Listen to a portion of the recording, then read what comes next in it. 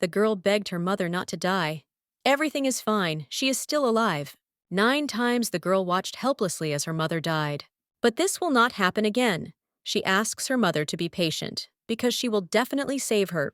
Just a little more and she won't lose her mother again, and this time she will be okay. The girl heard voices that said that illness was not a sufficient reason to beat her. This stupid woman thinks she is an empress. She will die soon, and he will not be able to restrain himself when he beats her daughter. He wanted her to be useful for something else, and he decided to think about how to use the child of the previous emperor. This is the ruler of the empire Raheladuard. She was born the daughter of the previous emperor, but no one considered her a princess of the empire. One princess was born with strong magical powers. She was banished from the kingdom of Afrit because she could not control them, and that person was the mother of the main character. She was abandoned by the royal family of her home country, and then she met the girl's father, that is, the emperor.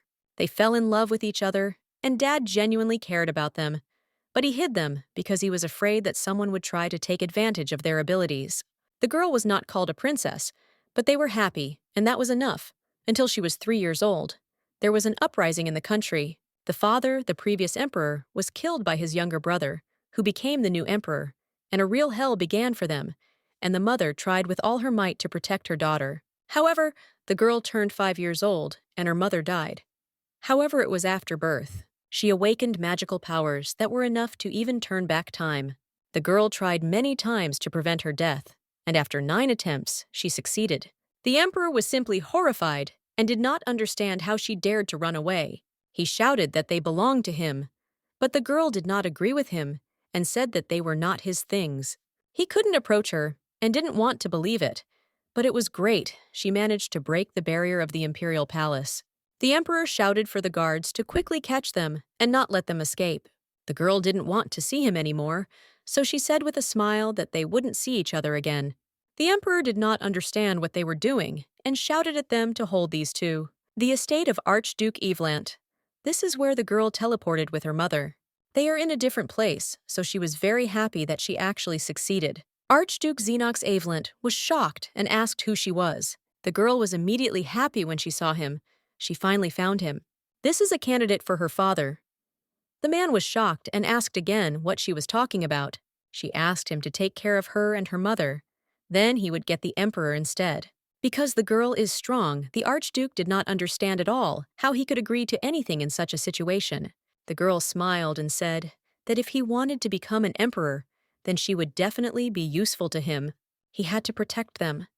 He believed that this woman was the mother of this child. They really do look alike. 5 years ago, his wife died in an accident, and it was Allison. Then she appeared to him and asked him to help, and then the man became embarrassed. He hoped he wasn't hearing things, and he had the feeling that he actually heard her voice. So he agreed and decided that he would take care of them. The girl had already washed herself and was lying in her bed. After that, when she woke up, she was very scared. When she looked, she saw that there was a gentleman in the room who was glad that she finally woke up. On the 10th attempt, she managed to escape with her mother from the imperial palace, and it really wasn't a dream. She succeeded, so the girl was considered a good girl. The Archduke was surprised that she had come here and thought that it was a dream, and found it quite interesting. After that, he asked her if she wanted to tell him something. She was a thief who broke into his house. The girl decided that she couldn't let him intimidate her, so she said that she was not a thief. She just came to make a deal, a contract with her family in return. He would also get a benefit.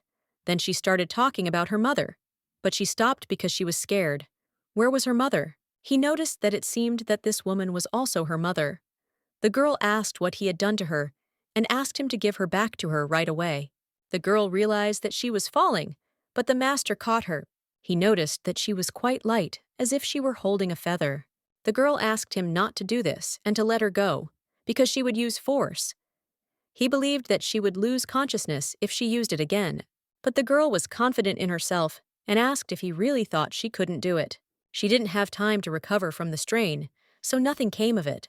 It's hard to say where the ability she received on her 5th birthday came from, but reversing his time helped her learn a few things.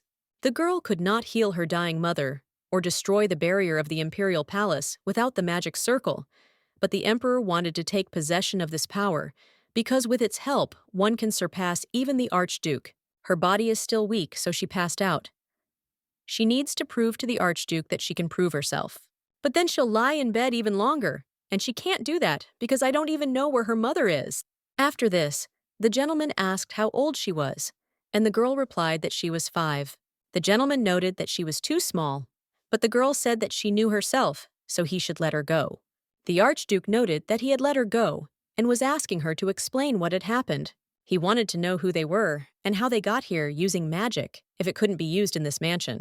He thinks he was being merciful enough when he waited 3 days for her to wake up. The girl seemed to have used too much energy because she couldn't wake up for 3 days and was shocked that he was waiting for this. It's too early for her to trust the Archduke. She said that if she doesn't want to talk about it now, she needs to get her mother back first. She will answer everything later if he even touches her mother with a finger. She will not leave it so easily. Their death will trigger a mechanism to return to the few days when they were still alive. The girl doesn't know how many times she can come back. She won't be afraid if something goes wrong. She will throw this life away and start over. The gentleman noticed that there was a lot of life in her eyes. His smile was not warm like his mother's. The girl cannot trust adults, anyone except her mother. She will not allow him to use her anymore. On the contrary, she will use him. All this for her and her mother. The gentleman said that by keeping silent, she would only complicate her situation. He is not one of the kind people who still eat uninvited guests, even if they are children or weak women. The girl realized that his gaze was more dangerous than the emperor's. Well, that's even better.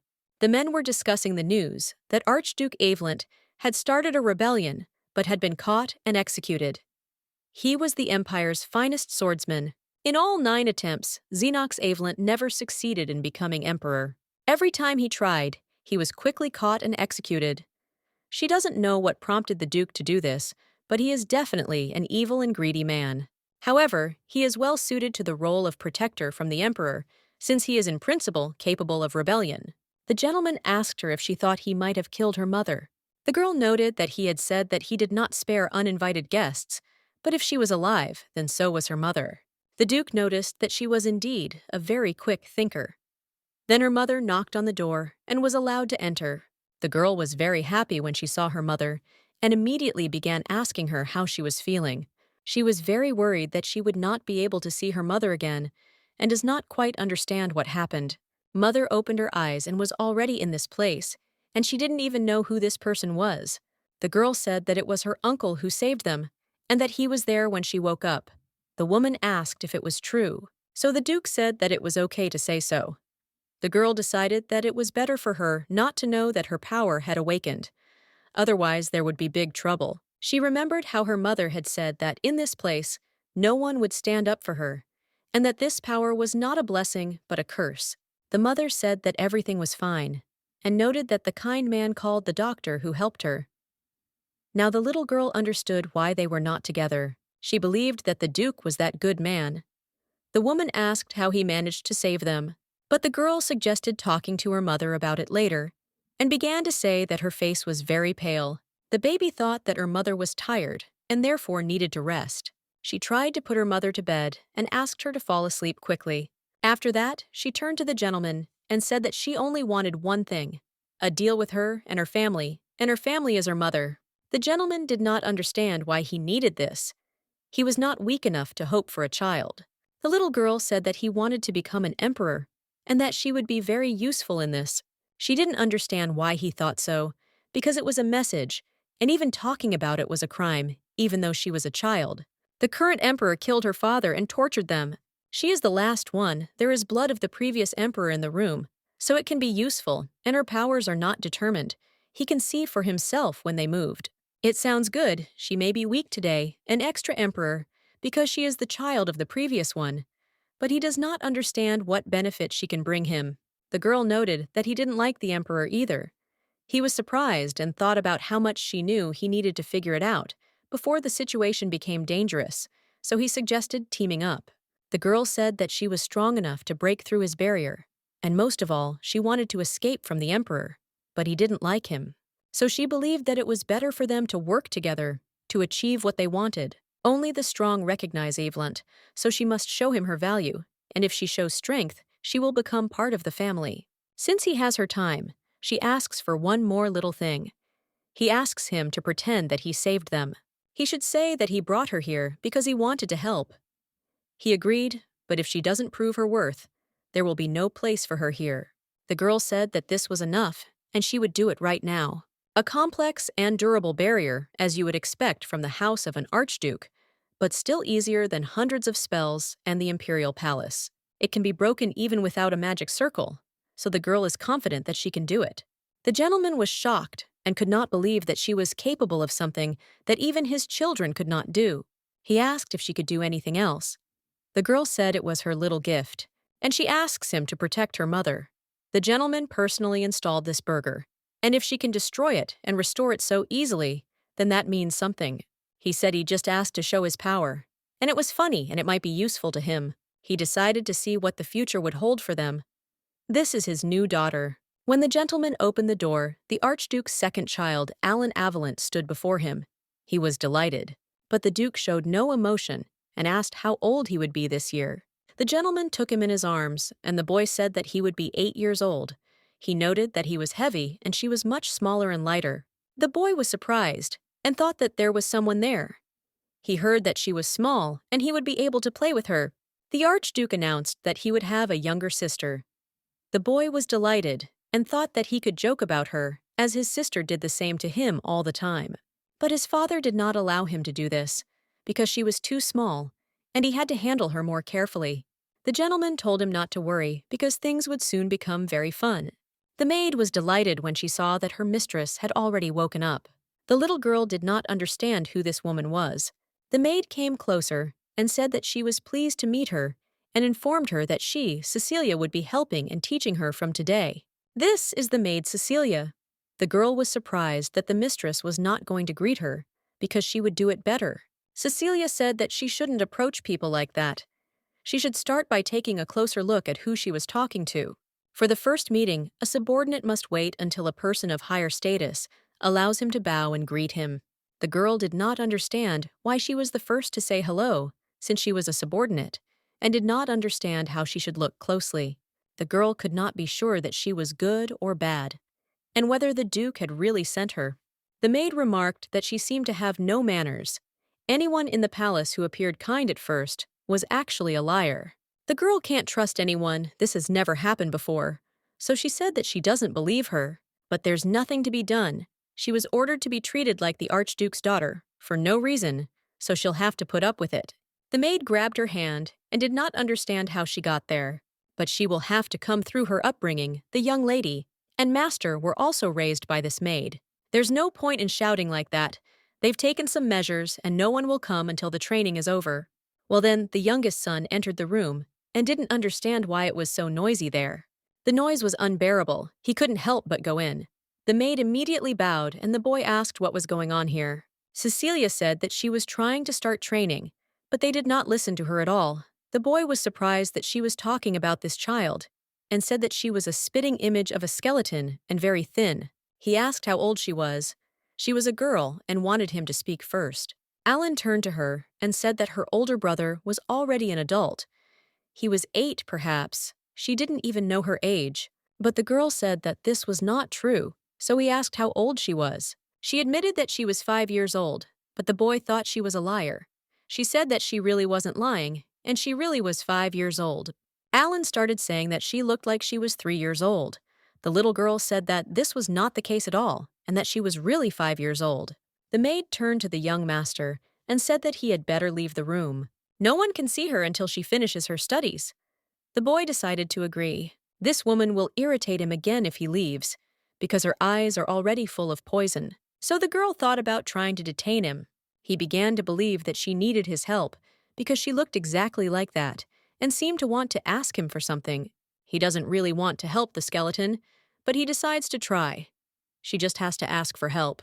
Cecilia turned to the young gentleman and asked him to speak to me as if she were doing something bad. Alan said that now she is his sister, so she can talk. He decided to try to help her and asked her to call him brother, because he wanted to hear it sooner. The girl was surprised, and it seemed to her that only a family member would say such a thing. But the boy was all in anticipation, so she decided to do it and thought it was okay. Alan is the older brother, and she is his younger sister. The girl noted that she had already spoken, so he should keep his word. The master ordered Cecilia to let her go. The maid said it was his lordship's order, but the boy asked in surprise if her father had really told her to bully the girl. Cecilia immediately began to say that she was not bullying. Alan asked her to let her go then, because the girl said she didn't want it. He called her to you and asked her to trust her reliable brother. The baby doesn't like adults and can't be trusted. They only mock and laugh. However, as strange as it may sound, she trusts this little boy. The boy noticed that she was heavier than he thought and asked him to forget about it, because she was definitely not 3. The little girl asked him to put her down, and when he did, it hurt her, because she even fell a little. The boy was surprised that she was in pain, but she realized that she was also weak, so this would need to be corrected. Cecilia turned to the young master and asked him to stop and return to the room, because they had training waiting for them, as she said. Alan turned to the maid and asked if he was nobody to her. The woman began to say that it was not about that at all. The boy noticed that she said that no one could see her, and assumed that he was that no one. The woman began to say that it was just training. The boy pointed out that before the summer, she should have at least been fed, but she had not done so. So he ordered her to bring food. The woman kept saying something about learning, but the guy said she couldn't make him repeat. So the maid immediately agreed and immediately ran for food. The little girl was now sure that he knew how to use force, although he looked clumsy. Alan turned to his sister and asked if she saw how cool he was since he had driven her away. The little girl said she could handle it herself, but then she noticed something. The boy noticed that Rexit was just in time. This was their younger sister. At first, he thought it would be an illegitimate daughter. It seems to me that she has nothing in common with them. This is the eldest son of Archduke Rexit Ivelant. Alan said it didn't mean anything. Rexit noted that their family blood was very strong. All direct descendants had blue eyes. And this girl is definitely not one of them. Alan reproached that it was too rude, and also noted that he had heard something from his sister. So the guy asked what he was talking about. Alan said that this trait was not passed on in the previous generation, and his sister said that the children inherited their mother's appearance. This is a very rare occurrence that happens no more than once every few generations, so he considered his younger brother to be very immature. He also grabbed his hand so that he would not allow the girl never received love from other people. This boy's behavior is familiar. Surprisingly, Alan came first and tried to be friendly. The guy said he didn't want to because he had to make sure she ate. Rexit said she was my real sister, said. Alan kept saying that she wanted to say that she was part of the family. His brother was very surprised when he heard this. Alan also noted that he could go and ask himself, and that girl would seriously be their sister. But it's hard to believe that I have their blood. Let me make it clear that they are different. Bebe is the daughter of her mother and father, so she said that it is not so.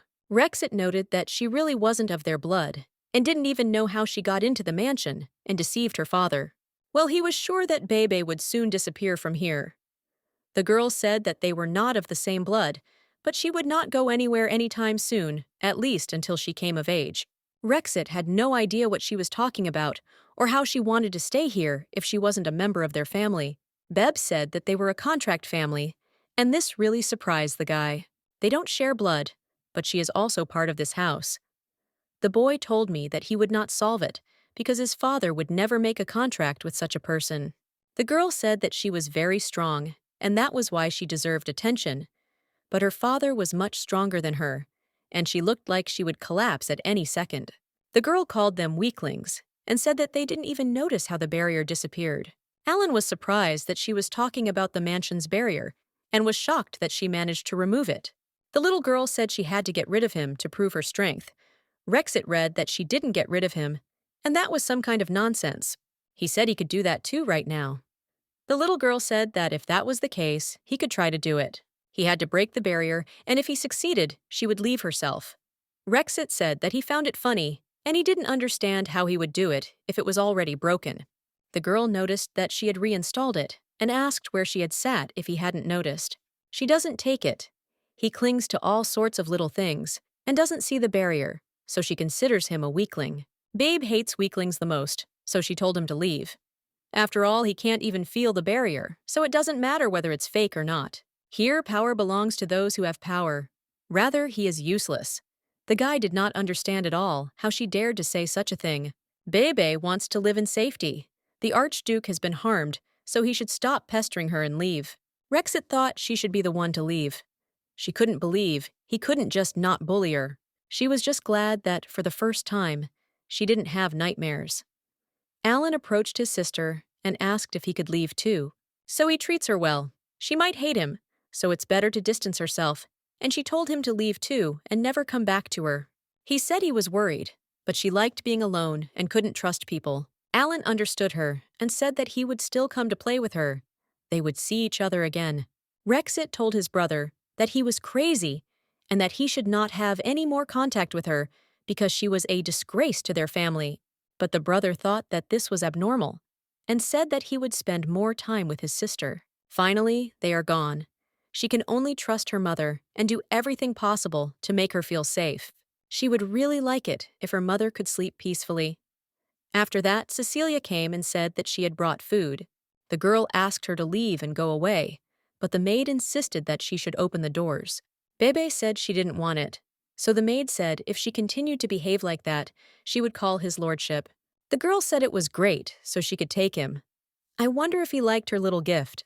The maid decided to ask if she was really sure about it because she would regret it. Bebe said that she would not regret it and that she should call him already. The girl was just thinking that she needed to see him, and the question was resolved by itself. He was probably very busy and would come in the afternoon, but soon there followed words that she should open the doors. Bebe was surprised because he came earlier than she thought. He might have been passing by, but that was even better. She said she was very happy to see her father. She didn't understand what was wrong with him because she thought he needed to be more brazen. But he has a strange expression on his face. Maybe he didn't like the way she called him Daddy. So she started to worry, but he realized that he was not looking at her. If not at her, then he looks at her mother. She turned to him and asked why he was looking at her mother. He immediately turned away, but the girl continued to ask why she was doing this. Perhaps she interested him. The Duke wanted to talk about this appeal. The girl was surprised and noted that she was staying here, and they signed a contract and became a family. The children were looking for him, so he assumed that they must have met before. The gentleman asked if she was really sure that she was not afraid to trust him. If she had heard even one rumor, she would have definitely changed her mind. The girl knows that he is called the Mad Archduke. Some have gone so far as to blame him for his wife's death. She also heard that he kills everyone he doesn't like. The gentleman noted that she speaks too casually, and he might get angry and kill her. The girl said that it was all because of this that she was not afraid of death. She would be eaten if she showed even a drop of weakness. So she decided she needed to look strong. The gentleman wanted to ask only one question. He believed that the reason she had closed the door and not let anyone in was because she wanted to meet him. Bebe noted that she did not need to talk to those who did not influence anything, and they did not agree when she lost consciousness. The girl is afraid she is scared, and she said that she is a useful person. She even reinstalled the barrier. He said he was strong enough to feel it. The gentleman asked what she wanted, or can't read minds.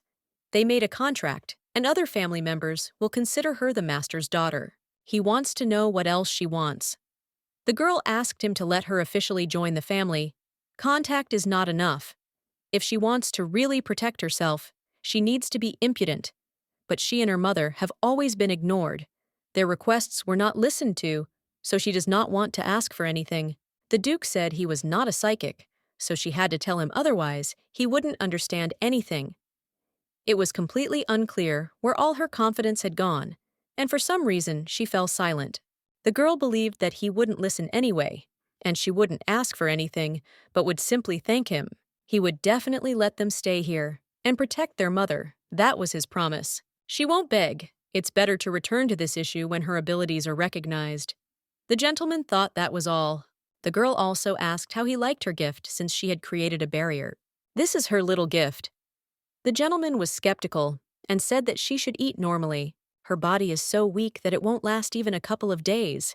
It looks like he's worried about her. It's impossible, not him. It's just that she's useful for now, so that's all. Well, her heart just wouldn't calm down, so she thought she was being rather strange. The maid thought that she was now pleased that his lordship had come all this way for her. The girl confirmed this and noted that she was a maid. Cecilia was simply furious when she saw that the girl called her informally. The girl did not understand why she would treat someone well who treated her badly. Cecilia noted that she seemed to have problems with her memory, because she had already said her position and who she was, but she seemed to remember nothing. She taught both sons of the Archduke. It was worth using a little force, as she got scared and ran away. The girl asked her to leave the food and go away. The maid remarked that she wanted so much to take the stick, but she could not do it. It was already late today, so she must eat and go to bed. His Highness said to give her a day off, and she must wash down dry food with water. The girl was surprised, because she believed some warmth from this woman. Probably she is pretending to be the Archduke. He told them something that is why she is behaving so strangely. This lunch looks delicious. This could last us a week. The Archduke can change his attitude abruptly, so she needs to be prepared for anything. Adults are always like that, suddenly turning into completely different people. It was like that with everyone she met. They won't harm her anymore. The girl turned to her mother and said that she missed her very much. Her voice would definitely give her strength. But she would not be better. The only servant she met was Cecilia, and she was hostile. Even though the Duke will make her his adopted daughter, their relationship will not change. I don't care. But it could harm my sick mother. First, she needs to show that she is better than the other children. She saved her mother. That was the hardest thing, and now she can do anything. She told her mother that she missed her very much, but she needed to sleep a little more. Her body has suffered from a lot of violence. It is better for her to rest than to be awake. It is necessary to quickly become his daughter, officially, and to secure the environment. Only a girl can wake up her mother. There was someone knocking on Bibi's door, and it was really stressing her out, because this person could have just opened the door and walked in. It seems to be local etiquette that they will wait for her to open the door. The lady asked her to open the door because they were supposed to start training today. Beb said she wouldn't, so there was no need to force her. The maid said that if she wanted to live here, she had to do it. The girl shouted that she would be sitting in the room, so she didn't want anyone to bother her with their etiquette. It was completely unnecessary. She finally calmed down. Maybe she should take a look around here. When the girl was looking around her room, she accidentally came across a door that opened. She didn't quite understand what was there, because she thought it was a normal guest room, but it was some kind of passage for a discreet escape. Perhaps it is so, and the whole mansion is covered with them. It is quite possible if you consider that the owner is an archduke. She decided to try it because she was used to the dark. It wouldn't hurt to look around here a little. It looks like a cave, and she and her mother can escape through it. She can feel the wind coming from that side. After this, the girl heard a voice that told her that she was not allowed there. Rexit told his father that he couldn't accept a new little sister. The servant also thought that this was not the best idea since they were not allowed to be here. He thought that it was necessary to investigate everything thoroughly. First, the girl saw this meeting. The man turned to the master and said that he, as a representative of the vassals, could not agree with him. It was very right for them to let in those whom they hardly knew. It was the Marquis of Elentra. The boy turned to his father and said that he thought they should throw them out because the father's efforts to protect this child seemed strange. She is also a woman. Perhaps she is a spy. The father ordered his son to stop talking nonsense. The spy cannot sleep around the clock. Her physical condition only allows her to lie in bed. Regarding the child, this decision is final, and he does not understand why they are all against it. Rexit turned to the father and wanted to ask a question. The guy didn't understand at all why he had to leave her here.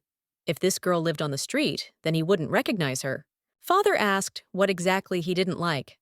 Rexit said angrily that she gave him goosebumps. There was no particular reason, he just didn't like her. A girl with no special features who becomes his sister. He doesn't like how easily the stupid Alan accepted her. He thought they could only let his real children in. She doesn't look like them at all. Her hair and eye color are different, so other people might think something wrong. The Archduke wondered, since when he cared about the opinions of others. He turned to Rexit and said that if he continued to argue, he would not get off easy, and that this applied to everyone present. If they hold meetings for such stupid reasons, they will regret it. They must not test his patience, or they should find a children's parable. Why they can't be here, maybe then he will change his mind. He informed his son that the meeting was over, so they could leave together. That's great. That's exactly what she needed. Baby is so helpful that he doesn't listen to his children. His vassals were very angry and said that this girl and her mother were like a bolt from the blue. They can be patient and kick them out later, but it is completely unclear what kind of woman this is. The Marquis said that his daughter should take the place of the Duchess, and then she appeared. And with a child, he would not leave it so easily. The man suggested using Rexit to vomit. He is clearly against it, and it really works to their advantage. But the Marquis noticed that this young gentleman was not so easy to bend to his will. It's not really a good idea, but the future will be unpredictable if they leave it like this. The man thought it would be better to use Alan. It was a really good option. He seemed more naive than the others. The Marquis asked them to be quiet, because someone might be eavesdropping. The man sensed something was wrong. Bebe was surprised that he said he felt something, because it sounded like he was a wild animal. The man suggested discussing everything another time, as there were always a lot of rats in this place. The man asked the Marquis what he was looking at, and thought there was something there. This mansion is often the target of break-ins, so it has many more secret passages than it might seem. Since the beginning of the current Duke's reign, there had been no attack, but the passages remained. The man believed that the Marquis believed that there was a passage there. The Marquis noted that they could be anywhere he wasn't sure, but it was better to stay on guard. Now it was clear what kind of passage it was. But there is no door here, they can't get in from that side. Suddenly, he grabbed the fireplace and noticed that there might be something behind it. The girl was very scared. They asked if there really was something, but the Marquis said no, and he just smelled an unfamiliar smell. Maybe he imagined it. The man suggested that they disperse. The meeting was over. The Duke might suspect something. Babe was delighted she doesn't know his name or appearance, but they definitely called him a Marquis. His voice is like an old man's. He has a good sense you need to be more careful. And anyway, it's time to go back. The girl overheard a conversation at a meeting and went her own way. To return to her mother's room, she had to walk a long way, namely through many other rooms. As a result, she got lost. Beba, by the way, did not understand where she was now. She did not understand what to return. She heard a voice asking his lordship what they would do. The servant thought the master was bothering him about something. The Archduke said the girl called him Papa. It sounded strange, although he heard it all the time from his children. The servant thought it was strange. She looks like she's barely alive. But they boldly call him Father. The servant hasn't seen her in person, but he hears more and more interesting stories about her, reminds him of the twins when they were younger. And from this, it only becomes scarier. The gentleman noted that they had blown up the building several times. He only confirmed this, and also asked what they would do about it. The new mistress does not open the door to anyone. Cecilia comes to the office and asks what she should do. She needs to go back, but it's not entirely clear how to do this. She is so restless she doesn't eat anything, and there are no sounds coming from the room. But the master thought that this was a trifle, and it seemed that the labyrinth did not inspect them. He would take care of everything so the servant could go. And Cecilia should go back to her place. He will sort this out himself. It looks like this is an isolated office. She will have to ask the Archduke how to get back to her room. And then the girl realized that the walls were too thick, and she would not be able to signal that she was here. But then a light illuminated her. It was the Duke who opened the doors and asked if she liked the labyrinth. He called her daughter Bebe, began to say that she was very interested. The gentleman thought that this was such a joy. This place is quite far away, so he does not understand how she ended up here. The little girl said she had something to say, so she came. He was surprised and asked again. The girl began to say that she no longer wanted and would not talk about it. If she told him she had been threatened, he would rather believe the people here than her. She imagined a scene where he said he was disappointed because she said bad things about the vassals. Xenox asked if she was really mocking him and demanded that she tell him what happened. But he still understood that everyone has things that are better left unsaid. But he had already explained that he was not a kind or patient person, and she should remember that. They are all worried, so she has to go back to the room. The little girl said that she doesn't know how to get back there. She came here so easily, so the gentleman doesn't understand at all what the problem is. Bebe doesn't know the way she was in captivity all the time. She is not used to such travels. At first she tried to make marks on the walls, but it is too dark, and they are not visible. The gentleman was surprised at what she was talking about when she mentioned that she had lived in captivity. Bebe said that it was true, so it wasn't a request at all, and she was asking him to take her or ask someone else. This is not really a request. The Archduke said that she would personally lead her all the way to the room. After this, the girl noticed that he was a very kind person and smiled. But he denied it and said that she would just be annoying if she stayed there longer. Beb asked if there was a place where she could clean everything, because Cecilia would definitely not give her a break if she saw her like this. Xenox told me not to worry, because he will take care of everything. It seems that she has been deceived a lot, but there is no need to worry, and she can just come for him. I asked if Cecilia was bothering her. The girl said that maybe she was too pushy, but she hadn't done anything bad, and they could get along. She also noted that he calls himself a bad person. She is much better than it seems at first glance. My master agreed, but the girl insisted. After that, Xenox again did not agree. Her legs hurt. She really wanted to go much slower, but it will not work. The gentleman asked what was wrong with her. Baby told him that it was nothing, just that her legs weren't short at all. She would like to look around a bit, so she asks him not to hurry so much. She was also glad that the window was open. The gentleman realized that it seemed she was not going to speak honestly. The girl was surprised that he stopped because of her. Xenox said that this is of course Zhenya. She is not some special child, so she will not be especially in a relationship. He would not treat her well, and she does not know to be special, but he is still a good person. She started to talk about being lost, so the gentleman asked what she had done. The girl immediately said that nothing at all. Then they had already arrived. The maids met the master. Xenox asked Cecilia why the girl came to him. The maid said that they were sure that the mistress was in the room, and there was so much dust on her, so she wanted to know where she got so dirty. But the gentleman thought that it didn't matter now, and let her just go back to her room. She had smeared it while she was next to him, so he ordered her to be washed. By the way, he turned to the little girl and asked if she wanted to do it again. But she didn't understand what he was talking about. I didn't understand what she needed to say, maybe to thank him for leading her. After which the gentleman said that nothing was needed, and since he was here, he would like to look at her. He became embarrassed again when he introduced the girl's mother. Bebe was surprised that he was not going to leave, but he said that it was time for him to go. The baby kicked while she was being washed, and the maid asked if she was going to walk around like that in front of her mother. The maid asked her if she really wanted to go dirty, because it might make her mother even sicker. Beb realized that she was dirty, and it made her nervous. The maid asked what she had done to get so dirty. She wanted to know who I was, and what the mistress was doing. She didn't even know what others would think of her if the mistress walked around like that. But the girl thought that no one cared. Cecilia said that people around her should not see her dirty, so the girl said that she could bathe herself. When the maid undressed her, she saw many scars on her and did not understand who dared to do this to a small child.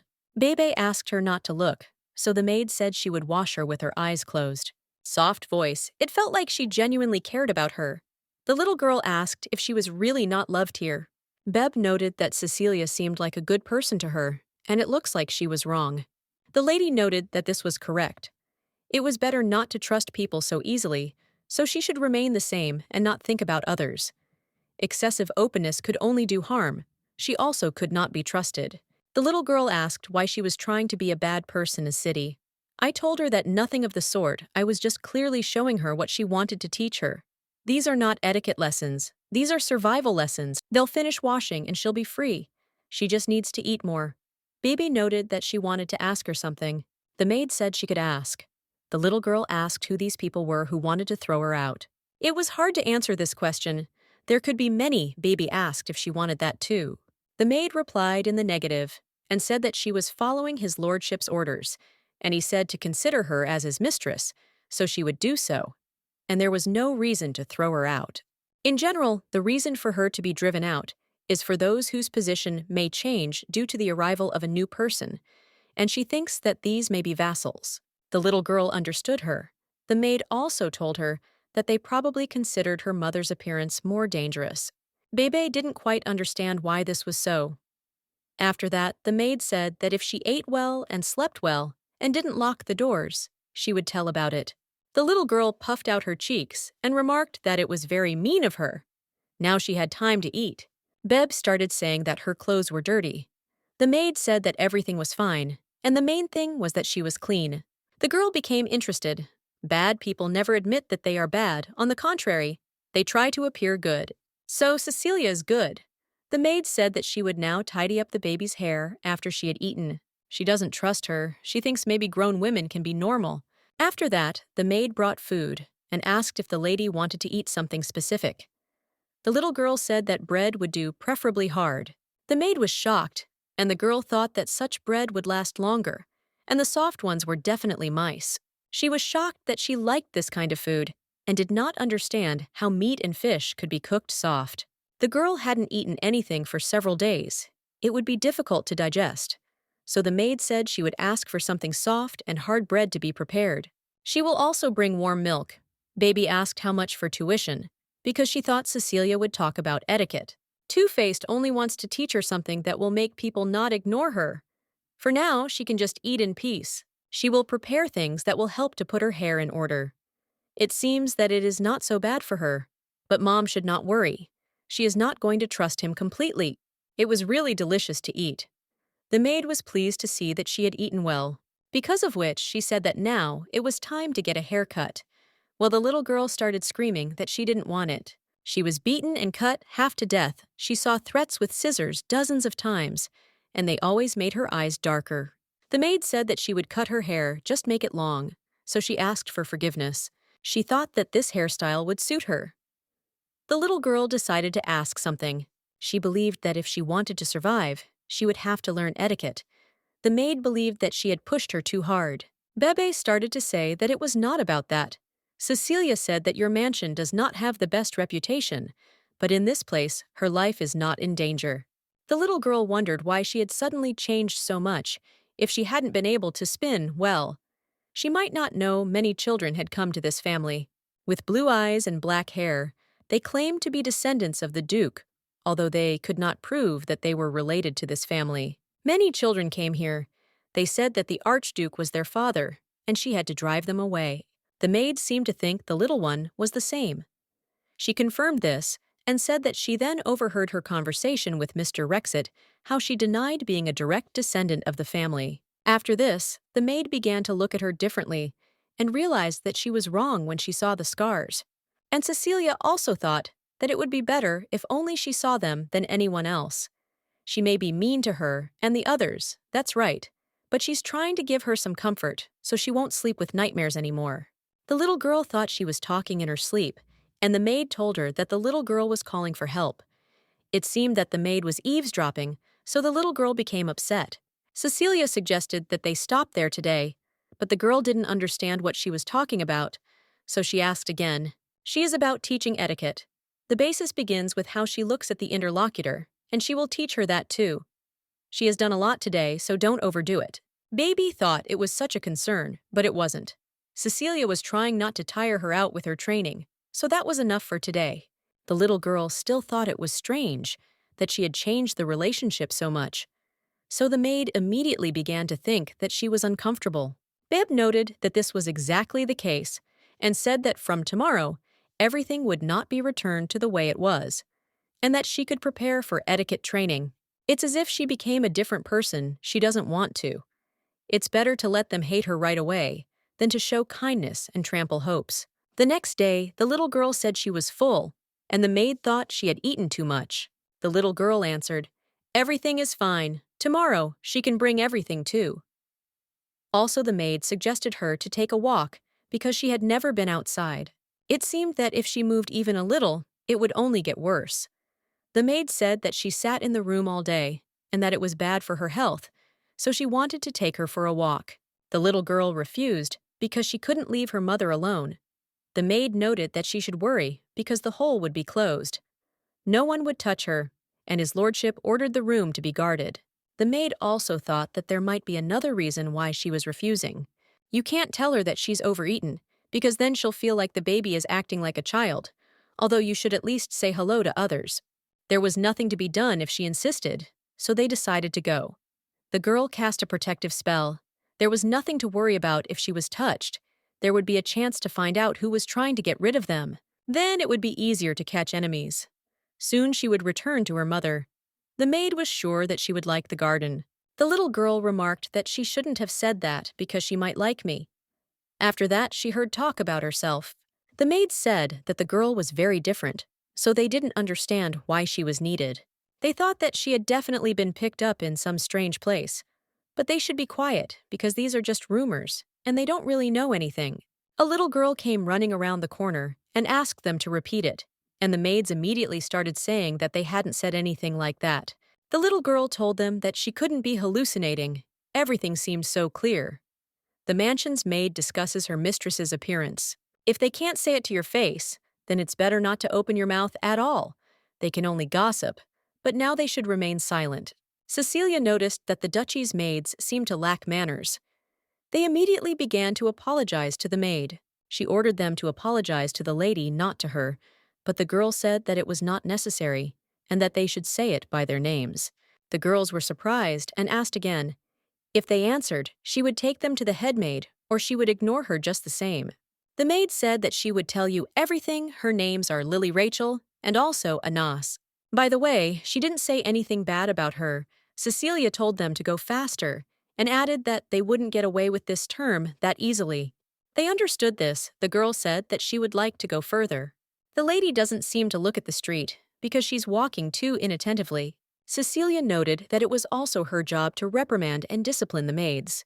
And the lady did a good job. Bebe was surprised that she did everything right. The maid said that of course she had been timid before, and she was afraid that the Duke's new daughter would not be able to stand up for herself. But that was not the case. The little girl thought her maid was strange. She decided to raise her properly. She softened again. It is her duty to protect the maids, but she did not want to do it, and they gossiped about you family members. There was a strange and mysterious power hidden inside her, which awakened a feeling that could surprise her. This feeling was so unusual, so deep, that she could not find an explanation for it. Before my eyes stretched a place that no one had looked after for a long time. Here among the thick grass and overgrown bushes lived small animals and snakes. Baby had always known the garden just like this, wild and neglected. But now that they were almost there, a completely different view opened up ahead. It was the well-kept garden of the Archduke's estate, which immediately caught the eye with its beauty. The little girl was indescribably delighted when she saw the magnificence of the garden. The maid, observing her reaction, came to the conclusion that the place made an indelible impression on her, and she obviously liked it. Overcome with emotion, the little girl enthusiastically asked if she could run around the garden. She was breathtaking in the beauty around her and couldn't wait to feel it even closer. Cecilia, smiling, reassured her, saying that she could walk here as much as she wanted. This freedom pleased the girl, and she immediately rushed to explore the garden. The little girl was sure that the garden was simply incredible. She remembered that she had once heard that the scent of a single flower could change the whole world. Looking at this garden, she felt that it was really true. What she saw seemed to have come straight from the pages of a book, with illustrations that she had once looked at. Everything around was so bright, so fabulous, that the little girl could not take her eyes off this beauty. Cecilia noticed that the girl seemed completely happy. The little girl immediately confirmed this with a sincere smile, saying that she really liked everything here. However, amidst the delight and joy, a small sad thought appeared in her soul. She really wanted her mother to be able to see all this magnificence too. The maid, sensing these feelings, gently addressed the girl, noting that she was apparently thinking about her mother. The little girl froze in fear, amazed at how the maid had managed to guess. The woman, smiling, explained that it was all about the special smile that appeared on her face when she thought of her mother. But the girl immediately began to deny this, declaring that there was no point in pretending that she could understand her thoughts. Having calmed down a little, Bebe said that she would like to take a closer look at the garden. The maid willingly allowed her to walk along the paths. The little girl happily agreed, anticipating new impressions.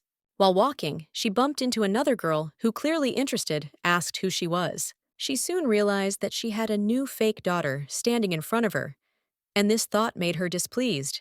Beb noticed that she really liked the place, trying not to pay attention to the stranger's sharp intonations. But this only made the girl angry, as she felt that she was being ignored. Bebe turned around and clarified that she had not intended to ignore her. She had been thinking about picking some beautiful flowers for her mother. Approaching Cecilia, Beba asked if she could take some flowers from the garden. The maid readily allowed her to do so. She remembered how her mother's blonde hair resembled the sparkle of stars. She thought that yellow flowers would be a perfect addition to her image. Baby happily began to pick flowers, enjoying the process. But the other girl, increasingly irritated, watched her angrily. Suddenly, a stranger approached Bebe and pushed her, knocking all the flowers to the ground. The little girl was stunned, not understanding how she could allow herself to behave like that. However, the girl was pleased. She said that she did it only because Bebe did not pay attention to her. Bebe coldly replied that she should find another opponent to quarrel with, as she was busy at the moment. But the Duke's daughter insisted that they needed to talk. The stranger introduced herself as Mrs. Haras and said she was wondering where Cecilia, who was responsible for their training, had gone. This girl appeared in her place. The maid confirmed her suspicions, which caused a storm of indignation in Haras. She angrily asked why they needed this fake. Cecilia calmly explained that she was only following his lordship's orders, which angered the lady even more. Screaming with rage, she blamed everything on this blonde. Bebe, not understanding what was happening, looked at her in confusion. Haris asked how she dared to treat her like that. She was infuriating, because she was a real daughter, one of 4 real children unlike her. Bebe wondered if it was true. She remembered the guy's words later, that now he was an older brother. He finally had a younger sister. It was strange if he already had a sister. Then it was unclear why he called her that. She decided to ask at that previous meeting. Haris was simply furious that the girl was not even going to deny it. Bebe didn't think she had to do it, but her daughter thought that of course she had to. The little girl noticed that she had said everything correctly. Babe is really a fake. After these words, the Duke's daughter said that she was strange. I didn't understand why she stayed then, if she knew about it. Bebe noted that there was no rule that a Bolshevik could not be here. Harris began to say that she was irritated by the character of this girl. Bebe can say the same thing. She appeared out of nowhere and throws her flowers. She screamed and asked what the girl was doing. Haris started saying that fakes don't need flowers and trampled on her shoes. It seems she is incorrigible. The girl became even more furious and said that she was her father's favorite daughter. Baby said that she didn't care who the Archduke loved, especially since he said that they don't see useless things, and this also applies to children. The little girl noted that, of course I was, because no one could compare with her. Bebe congratulated her, so she got even more angry and asked what she just said. The little girl noted that she congratulated him on being a useful child, but it was time for her to go because she had ruined the whole mood and didn't want to go for a walk anymore. Haris had no idea where she was going and thought that she was simply afraid that she wouldn't like her and that she would hate her. Bebe replied that she didn't care what this girl thought. She had recently read in a book that she avoided poop, not because she was afraid. It's all because she's dirty. The Duke's daughter was absolutely horrified that she called her that and compared her to a piece of shit. There was only 1 flower left. It was very sad. The maid told her not to be upset about Karis. They could go to kindergarten later, when she was no longer there, and the little girl didn't mind. It's better not to be greedy, and that will be enough. She will be happy that she can give her at least 1 flower. Bebe still asked who Haras was, because it was the first time she had met a person with such bad manners. His lordship has 5 children. Mrs. Astaire, who will be 16 this year. Next come 8-year-old twins Rexit and Alan. And the second daughter is 5-year-old Mrs. Haras. After that, the little girl said that she is also 5 years old, and her name is Bebe. The girl never got to see Astaire, so she wonders what kind of person she is. Cecilia said that she is the Duke's first heir. The little girl noted that she had said that she was a girl, and she believed that a woman could not become the heir of the family. Of course, Mrs. Astaire is older and stronger than the others. She entered the academy, became the best in the class, and since then has not given up her place to anyone, and has succeeded in fencing and magic. His lordship values strength above all else, so she was appointed his successor almost immediately. The maid said she would tell her everything and explain when they entered the room. The girl noticed that this door was different from the others in the mansion, but it seemed that no one had entered. If someone came in with the intention of touching or harming Mom, they would be struck by lightning, but it is better for her to be safe. The little girl came up to her mother and started saying that there was a very beautiful garden here, and the next time she woke up, she would like to go with her. The maid suggested continuing the conversation they had started. His lordship had become an archduke at a young age, And all that time, he had loved only one woman. It was Archduchess Alison Avalant. After she gave birth to Astor, the woman became weak. Only after 8 years she gave birth to boys. And after the birth of twins, it was said trying that she does not plan to have more children. But her love with the Duke was so strong that after 3 years, a girl was born. Then the Duchess went for a walk with her children, being pregnant. With her 4th child, she was kidnapped. Therefore, she cannot say for sure. The criminals left no traces, so it was difficult to find anything, but 6 months later, the body of the Archduchess was discovered. When his lordship learned of this, he was furious. It was all hell at the time. After that, a lot changed, and Mrs. Astor blamed herself for everything and entered the academy ahead of time. It turns out that the child might not have been born since the Archduchess was found dead. But different children come to the mansion and claim that the Archduke is their father. There were signs of childbirth on the lady's body, and there was hope that the child might survive. Among them appeared Mrs. Haras. She brought her mother's pendant with her, and also the shawl that she had with her when she disappeared. So everyone thought she was the Archduke's daughter. She was the 4th child in the family, although her birth did not come with magical gifts like the others. However, the things that were given to her helped her join the family, but they could not change her origin and lack of magical power. Because of this, the girl was not yet fully accepted, and she understood why Alan had only now called her little sister. However, this did not bother her too much, since status and recognition were not among her interests. She was more concerned with another question. Were they able to find out why the Archduchess had been kidnapped? But unfortunately, there was no answer yet, which upset not only the girl, but also those around her. It was strange to realize that a kidnapping of this level had no purpose. Usually, such actions are aimed at obtaining a ransom, but in this case, everything was different. The body was found only 6 months later. It is clear that security was strong enough to prevent something like this from happening. It is unclear how all this could have happened with such security measures, which makes the solution even more difficult. The mystery of the kidnapping remained unsolved, and the maid still doubted the intentions of Mrs. Haras, who had brought the things to the girl. This made her anxious and suspicious. However, the girl said that she didn't care. If even the Duke couldn't figure it out, then she certainly shouldn't interfere in such matters. She preferred to stay out of it. But the maid had a different opinion. It seemed to her that the Duke was showing more concern for the girl than Mrs. Haras, and this could not go unnoticed. The girl did not immediately understand what was being discussed, but the maid explained that the Duke had personally appointed her as baby's nanny. This seemed unexpected to the girl, but also pleasant to some extent. Hearing this, the girl was surprised to see that the maid considered herself superior to others. Cecilia explained that she was responsible for raising the Duke's children, which automatically put her on a higher level. Even though there was no blood relation between them, the Duke showed concern for Bebe. However, Haras was still closer to him, despite her doubts and intrigues. The maid noted that Mrs. Haras was trying to prove her usefulness so that no one would dare to dissuade her if she decided to leave.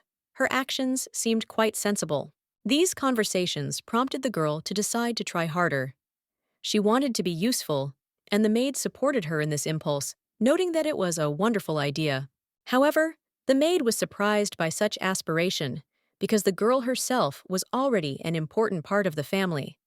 Her existence in itself was useful, and this was obvious. The girl, however, denied this, recalling how she had been called useless since birth. Cecilia did not know about it, but these words left a deep mark on her soul. Useless.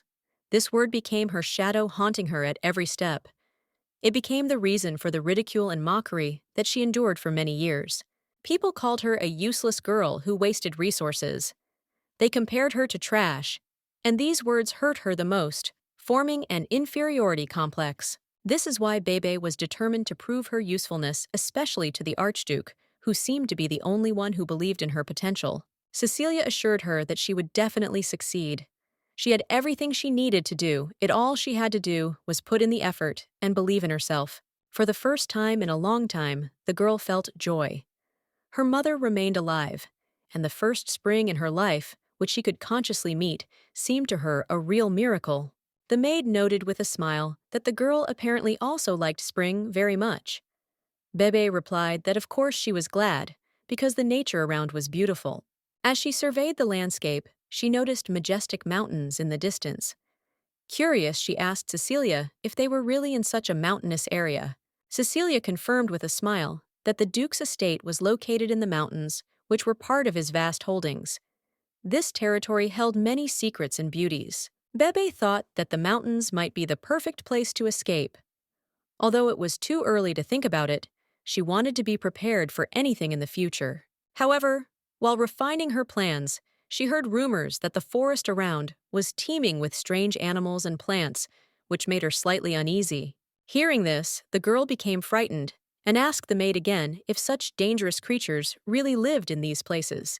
Cecilia confirmed that this was true and singled out among them the silver wolf, considered the strongest and most dangerous predator in these mountains. Bebe was intrigued by the story of the silver wolf. Images of the mysterious beast appeared in her imagination, which caused her to have conflicting feelings of fear and admiration. The silver wolf was not just a beast. It was believed to possess magic and great strength, which made it the most powerful creature in the mountains where the Avelant estate was located. According to legends, a pack of silver wolves obeys only the head of the Avelant clan. These magical creatures did not allow themselves to be tamed by anyone else, remaining faithful to only one master. The first head of the Avelant family managed to tame the pack, and this bond was passed down through generations. However, the last dukes were never able to gain the trust of these creatures. According to legend, whoever can tame the wolves will become a worthy new head of the family. This became a symbol of power and strength in the Avelant family. Upon hearing this, Bebe turned to the maid in horror, asking if what they were saying about the wolves and their connection to the Avelant house was true.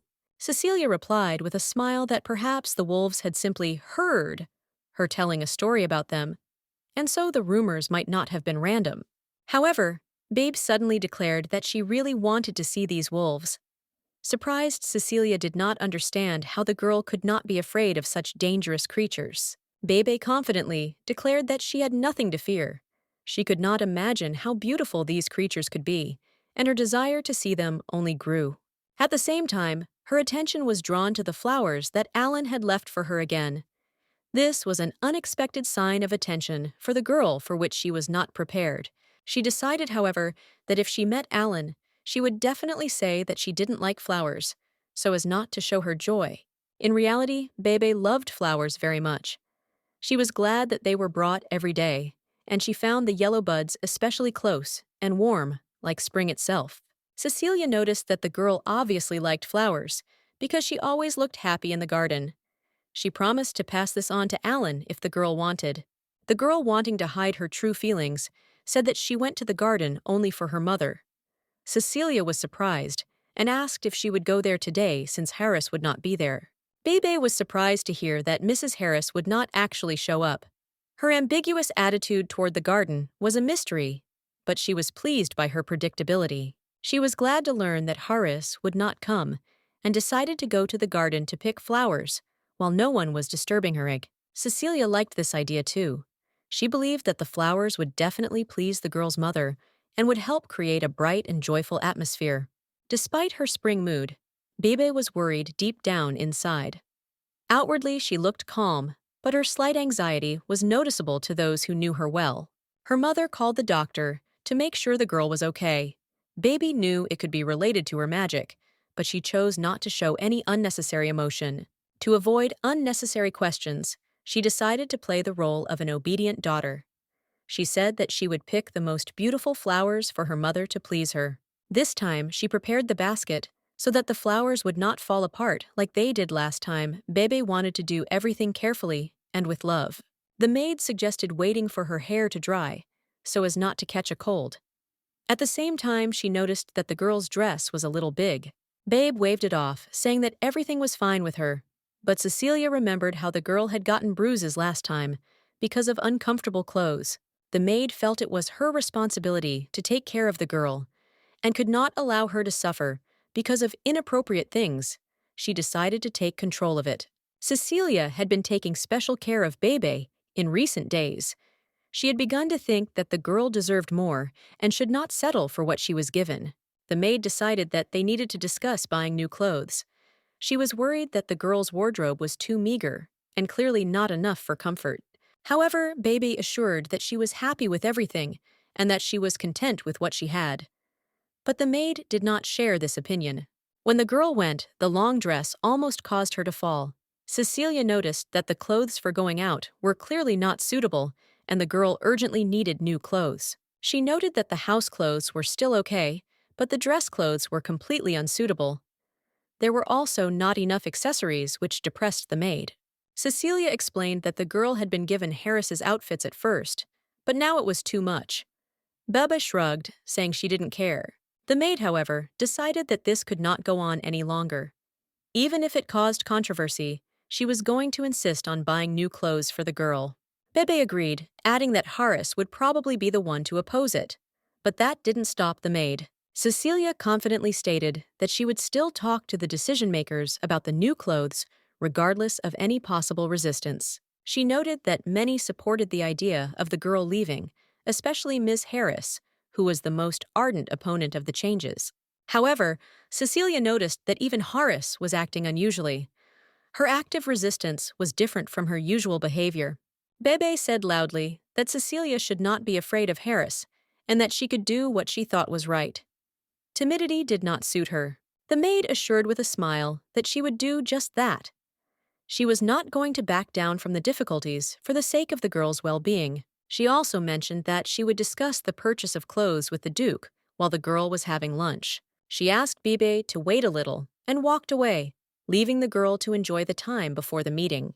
Cecilia reminded that the most important thing now is proper nutrition, especially now that the girl has access to tasty food. The first days at the estate were not easy for Bebe.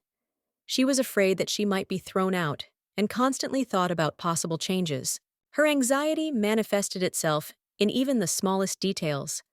She kept a supply of hard bread behind her bed, which reminded her of the difficulties of her past life. Although she still valued the bread with each passing day, as she enjoyed fresh meals, it became increasingly difficult for her to view it as a necessary supply.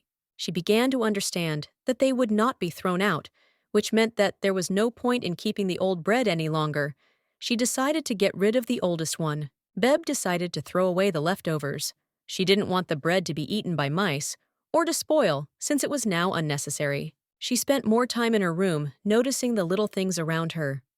Her attention was drawn to the nature outside the window, the mountains where people were rarely seen. As she was closing the window, she heard the maid's voice and shuddered in surprise. Embarrassed, she hurried to promise that she would eat quickly. The girl suddenly added that she no longer wanted hard bread to be brought to her. This genuinely surprised Cecilia. Instead, she asked for soft bread with ham, which she liked. Her request was simple, but it meant a lot to her. The maid happily agreed. She promised that next time, she would definitely bring exactly what the girl needed. Cecilia reminded him that the girl would have to meet with his lordship after dinner, so it was important not to linger. Babe asked her to come back quickly, but her attention was immediately drawn to an unexpected movement outside the window. A wolf was standing there. Bebe didn't think clothes were that important at all, although she was grateful for her kindness. It seems she thought that Mom would wake up soon. There was something prepared for her, too. But Mother did not wake up. Cecilia must have a hard time understanding how one can sleep for 10 days. She prepared dinner for her because she thought she might wake up. The girl decided that she would do just that, and that she needed to quickly solve all the problems and allow her mother to eat deliciously. The little girl was glad that Cecilia had returned. Well, then she also heard the master's voice. The girl was happy when she saw her father. He asked her why she was so surprised. The girl ran up to him and said that they hadn't seen each other for a long time. He was surprised that she called him that again. Bebe thought he didn't like it, but that wasn't it. He was just surprised because she hadn't said that last time. She was surprised, and after that, there was silence between them. The gentleman asked her if she had gotten used to the new place, and the girl said that she had. She thinks that it is better not to draw conclusions about a person only from rumors. It was agreed that he was the worst archduke of all time. The family's 1,000-year history was cut short by Xenox. If he hadn't started the rebellion, the family would have existed for a very long time, until the fall of the empire itself. He thought so too, but the archduke turned out to be a fool. It's a pity for the people of his mansion. He was unlucky with the owner. The little girl heard it all. It was a rebellion, the meaning of which no one could understand. They say that the archdukes used to force the imperial blood into themselves, but after 1,000 years, little remained of it. However, the duke still went east against the emperor to take his place, and was destroyed since he never relaxed his vigilance. The emperor announced after the execution that he had tried to seize the throne, but this was hardly the only reason for the rebellion. There must have been something else. The emperor's words alone cannot be trusted. The gentleman thought that there was something on his face, but the girl simply had not seen him for a long time and was trying to remember his appearance. Xenox understood her and said that it seemed he came too seldom. Cecilia said good things about him because the Archduke was a good man, so she would protect him. There is a spy of the emperor hiding in the mansion. We need to find the traitors. The gentleman believed that she missed him, but the girl could not confirm this. That's why Xenox noticed that she was very brave. Usually children try to attract his attention at any cost. Beb telling him that she doesn't need it. So the gentleman noted that he would turn out to be an amazing child. There are pretty simple ways to do this, so he doesn't understand why she doesn't even try. It is easy to lose what is easy to get. She constantly faces this, so she tries to get only the most difficult. The gentleman remarked that she was the spitting image of a historian because children do not speak like that. After that, the girl decided to ask how children actually speak. She doesn't know anything about it. No one explained it to her. Maybe her mother tried to tell her, but she doesn't remember it. After this, the gentleman took her in his arms, and the girl asked what he was doing. Xenox was surprised that she was so surprised, and noted that he just wanted to see her face. Bibi said that it scared her, and that she was not used to this, and so abruptly, "Sir, you understood that next time," he would warn, and also noticed that her face became much more lively on the first day. It seemed that she was about to collapse. The girl noted that she could be useful even in this form.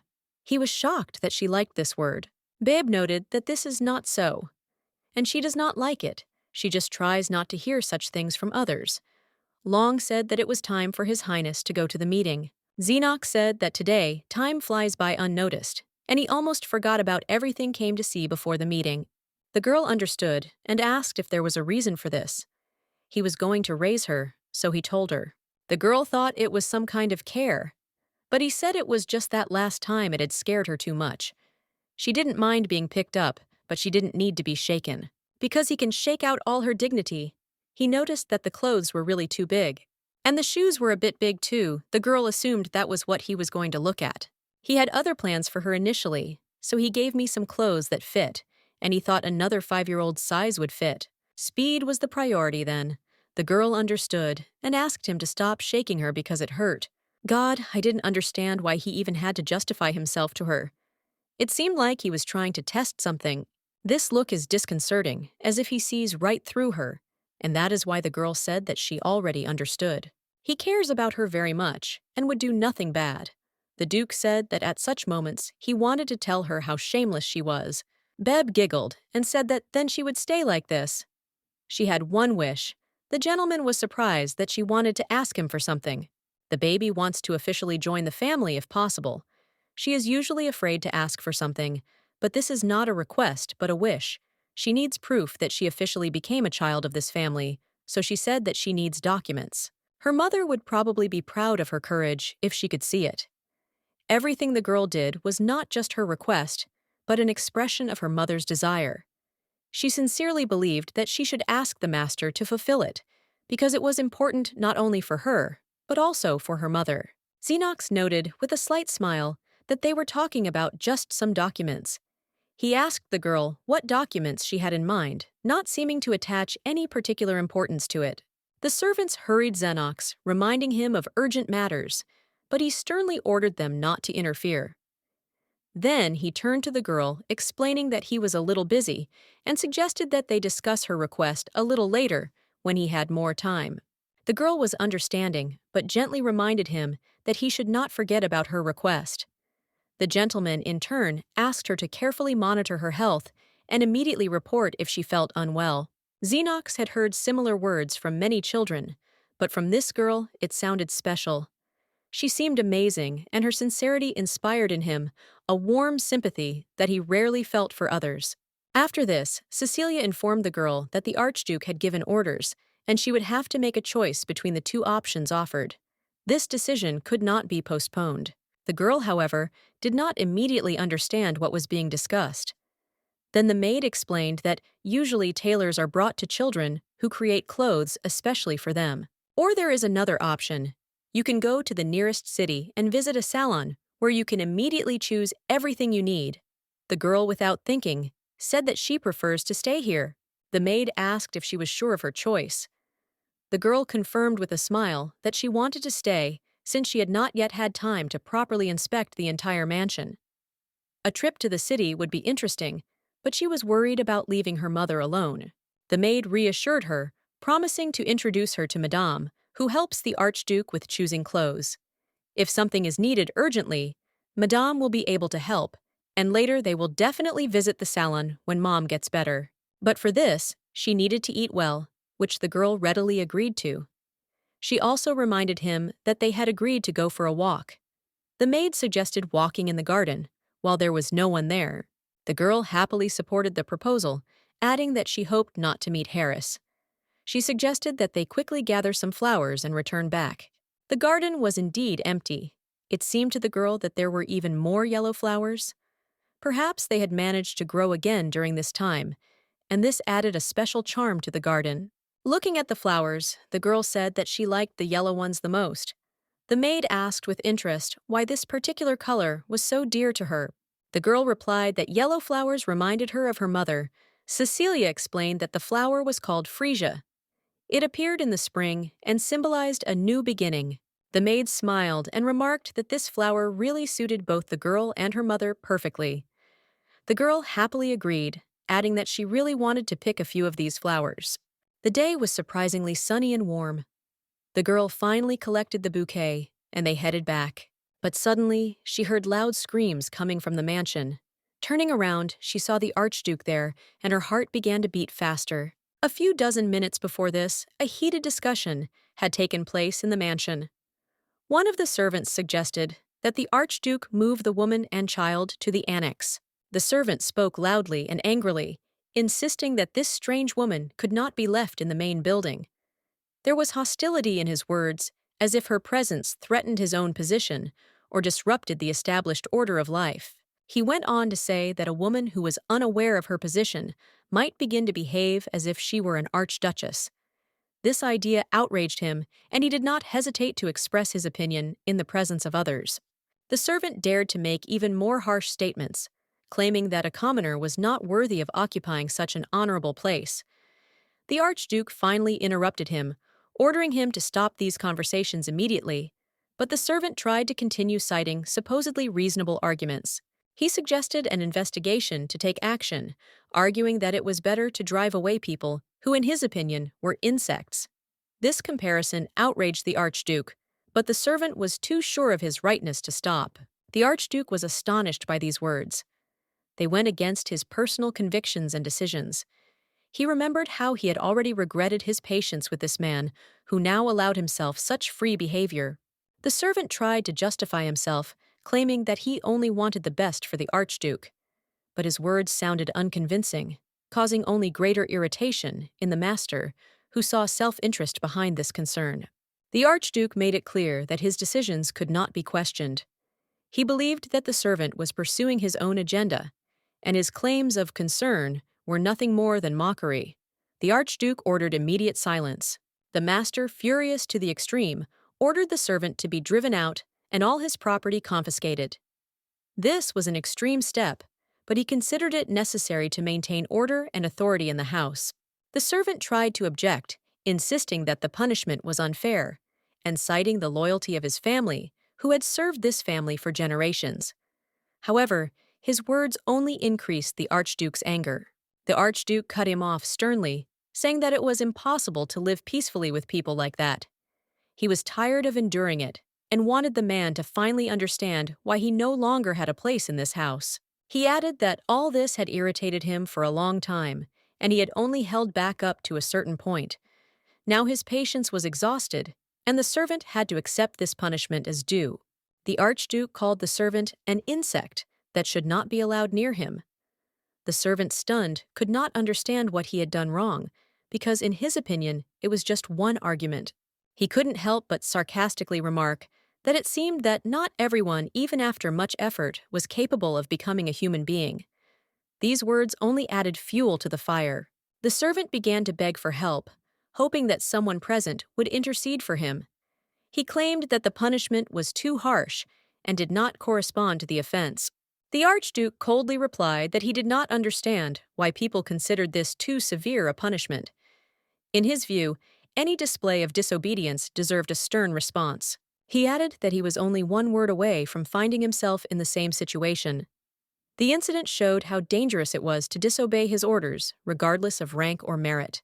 Meanwhile, the girl was thinking about how kind and generous the Duke seemed. Her thoughts were interrupted by a maid, who asked worriedly if everything was all right with the child. The girl said she saw a man being banished, and even having his hand cut off for his words. It scared her because she remembered how people had harmed her and her mother for no apparent reasons. The maid hastened to reassure her, assuring her that the Duke always had good reasons for such actions. She knew about the rumors circulating about him, but assured her that he would not act without reason. The girl still wondered if the Duke was really crazy, as she had been told. The maid admitted that sometimes it was hard to deny, but the girl could be sure of her safety. Reassured, the girl still continued to hope for the best. She noticed that the Duke was looking at her with a tense gaze, which confused and frightened her a little. Her thoughts were interrupted by the scream of Haras, who was nearby. The girl decided that it was better not to cross paths with her, and suggested that Cecilia return home, citing the flowers she had collected. The girl thought that the Duke's strange behavior was connected with Haras, but this thought did not give her peace. She was angry with herself for not being able to stop thinking about it. She didn't like that she was acting like a little child, preoccupied with unnecessary worries.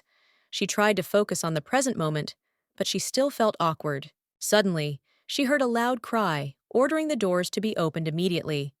Realizing that they could be knocked down, the girl decided to obey and let the visitor in. Standing behind the door was the same girl who had sharply asked why she was being ignored and not let in. Her irritated tone made the girl feel awkward. The girl tried to explain that she hadn't ignored her on purpose, but the visitor didn't care.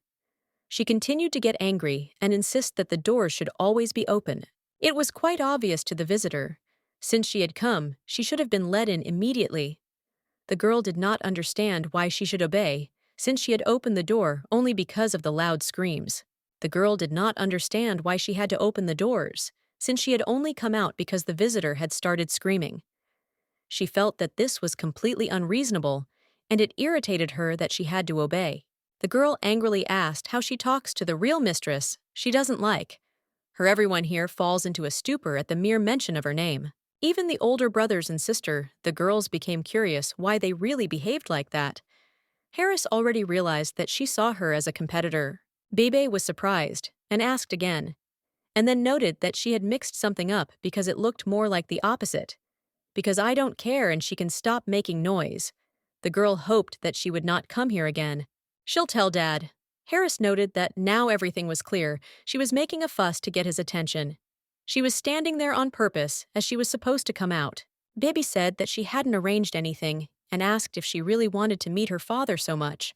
The girl started screaming that it wasn't so, and she could do it without any detours. Bebe asked why she was behaving like that with her, but the young lady did not understand what she was talking about. Baby noticed that her beloved daughter, who could always see him, had come to her for some reason. As if it wasn't enough for her that she had everything but one thing, Haras said that she was annoying and irritating. She shouldn't leave the room or even get out of here at all because she's a fake. Bebe noticed that father told her to stay. The girl screamed that she didn't want this, so she waited for her to get out of here. Bebe told her to go to her father herself and tell him about her desires. After that, Haras came closer to her and said that she would regret it then, and that she had better get out if that woman was important to her. Therefore, it is not at all clear what she will do if Horace is killed by her mother. She must leave here before she does anything. Bebe asked her to stop being rude because she would regret it if she ever touched her mother, even with her finger. After that, she used magic, but the girl with black hair did not understand what she was doing. Blonde Baby noted that she was doing nothing now. and she would see if she tried to harm her mother. And now she had to leave. Haris asked if she really thought she could be intimidated by something like that. She didn't even know how the girl had lived before that. Bebe decided to ask how she lived, but the girl dodged the question and said that it was not important and she should not do stupid things because many people supported her. Then the maid came up to them and the girl immediately turned to her and said that Karas had come and started screaming how. She says that she is going to kill her mother. Cecilia asked the lady in horror if it was true. Karas noted that this was not the case and that she was lying because she was the daughter of an archduke, so she would not deceive anyone. Haris didn't really understand what the problem was, because no one heard anything. There was no rudeness. Bebe was definitely lying, because a real duke's daughter wouldn't say something like that. She managed to twist everything. But suddenly, Cecilia said that her mistress would not lie. Haris asked with displeasure what she was even talking about, and assumed that she was now on her side, and wanted to say that the girl was lying. Cecilia doesn't call her a liar. She just says that her mistress doesn't lie. They are standing in front of her room, and it is Haris who has come without warning. Mrs. Beebe seems to not want to continue the conversation with the girl any longer. Bebe said that she started making noise, and she wasn't even going to talk to her. The maid suggested going into the room. The mistress can make appointments in advance if she wants to say something. Tell me how the mansion says the Duke should at least know etiquette. Haris screamed for them to go out, and she will not leave it like that, and will tell her father everything right now. The maid asked her to just ignore it and look at the vase instead, because she had chosen it very carefully. It changes color when exposed to the sun, and she thought her mother would like it. You also need to get the documents before they wither and wake her up. Mom has to wait a little longer. Babe also asked Cecilia if she was strange and if she needed to correct her behavior. Racing told me that she was just a little different. Nothing needed to be corrected. She was a little out of step with her age. She noticed that Mrs. Haras was acting like a child. The young gentlemen were already a little bit grown up, but if we talk about Alan, it seems that she needs to act capriciously, unceremoniously, and threaten. Now she understands they are behaving too provocatively. Only one young gentleman will do as an example. It is a little envious that she can be capricious and complain as much as she wants. Because if she were the daughter of an archduke, the new house may be nice, but she is glad that her parents are mom and dad. He loved her more than anyone in the world.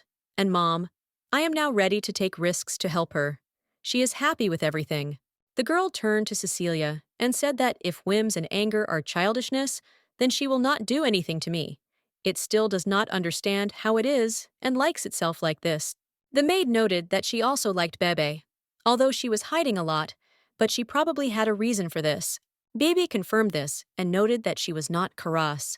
The maid said she was going to get some snacks. The girl was left alone and thought about how she seemed to be considered a real daughter, because she brought substantial evidence, and she has black hair like the Archduke blue eyes, so she thinks that the lack of magic is not so important. There are 6 months left until the uprising, but this requires long preparation, and it looks like they have already started. After the failure, the emperor told the Duke mockingly that he had chosen his people so carefully, but had missed the most important thing. The girl decided to think about what he was talking about then. When Alan entered her room, the girl asked why he came. The boy didn't understand why she called him you, and told her to address him as her brother. The girl teased him a little more, and then asked him again why he had come again. The guy said he would tell her if she called him brother, it was a gift. The girl was surprised and asked again. Alan smiled and said that he heard that she didn't like flowers, so he brought something else because she had a cool brother. The girl didn't understand why he was so kind to her, and he said that it was because she was his little sister. Beb told him that he already had one. The boy said that if she was talking about Karas, then this girl never considered him her older brother. The lady wondered why this was so. And the boy told you that she said that she didn't like him because he was stupid, and she hadn't called him brother since he came here, so he didn't feel like he had a sister. Bebe didn't understand why she said that, because he was stupid to me. The boy was simply delighted when she called him brother, and after that, she noticed that he was stupid, after all, Alan said with a smile that only Bebe understood his true value. The girl asked how he knew her name, and in response, the boy smiled broadly. Beb herself may be stupid, but his smile makes my soul feel better. The boy noticed that she was smiling, but the girl did not agree and asked how he knew her name and that he should tell the truth and not joke. Alan specifically asked he should know his sister's name, but after he said again that he just came to me, she called him brother, so he gives it to her. Bebe first asked what it was, but the boy only told her to look quickly. The little girl thought that her brother had made the package himself. Alan said that he didn't know how to tie a ribbon nicely, so it didn't look very good, but the gift itself was good. He hoped she wanted to accept it. It was the first time Babe had received a gift from someone other than her parents. When she opened it, there was a chicken inside, and she thought it was a soft toy. Alan noted that this was my father's long penguin when he was little, and that this penguin lives in a distant country. The girl was very surprised by the name of the bird, and the boy told her that they live on ice. This surprised the girl even more, but the boy assured them that they were living well in cold places. This caused a furor. Her trusty older brother will tell you about the penguins. If he remembers correctly, they love to spend time together. Perhaps they stick together because of the cold and protect each other. And Alan said that her brother would protect her too and would always be there. Baby noticed that her brother was very kind and did not understand why his real sister did not like him. Alan thought it was because he didn't show up for meetings. She didn't hate him that much at first, even though she didn't call him brother. But then she started getting mad because he didn't act like Rexit. He was better that way. Now the girl understood everything, but her brother noted that he was completely fine, and Haras was just too grumpy unlike his beloved sister. The girl thought that this meant that he was on her side. At first he was surprised, and then he noticed that he really was on her side. The girl said that she would no longer forbid him to come, because he brought a gift, only I had to do it too early or too late. The boy was worried that he had completely forgotten to knock, so he asked for forgiveness. Babe wanted to get such changes so much, but suddenly she heard that they were looking for the young master, and told her brother that it seemed like they were looking for him. Alan said he'd better leave quickly to remain the cool big brother, so they said goodbye. The girl thought that penguin is an interesting name, and it is interesting how this bird flies with such short wings. Also, he looks like her brother. His look is also so stupid. She approached her mother and told her that she had been given a toy as a gift and seemed interested in who had done it. His name is Alan. He is one of the twins, His Highness, and he is very kind. She likes her brother, but this is the first time she feels something like this. This is the first thing she walks indicators when she wakes up. The girl got a good brother, they got a family, and it seems that it was then that she began to throw out the bread that she kept over and over again. When Alan came into her room, the girl didn't tell him to come so often, but it was a good opportunity to throw out the bread. But the boy did not understand what bread she was talking about and believed that he needed to come more often. He was all for it. The girl said no need. She can't be angry when she sees him smile. It seems that only works with her brother. Alan asked if she really wants him not to come. Bebe didn't say that she just thought that he would do it every day, and the young master didn't have that much free time. The boy noted that studying was very tiring, and studying magic and fencing was also boring. The girl asked where all the cookies had gone, and told him to go away if he was going to eat all her snacks. Alan was upset because the snacks were more important to her than him, but the girl didn't even deny it. Cecilia said not to worry because she took a lot of cookies. There are still enough so they can eat as much as they want. She also noted that the lady had other things to do on her schedule regarding the clothes they had talked about. They were going to buy new dresses and shoes. The Herr Madame could have already arrived, and it seems that the lady is in a good mood today. The old clothes are quite suitable. It's better than anything she wore before. Babe could wear nice things when Papa was alive, but not with the new emperor. And she doesn't want to get more, so as not to become too greedy. She really can have a little. The girl wanted to go quickly. The maid said that Madame's clothes were always very beautiful, and she would definitely like it. She said that she would only not be too greedy and would take 1 or 2 things. Cecilia noted that a minimum of 100 was needed. His lordship noted the empty wardrobe, such was the order. That it was a little more than usual, but no big deal.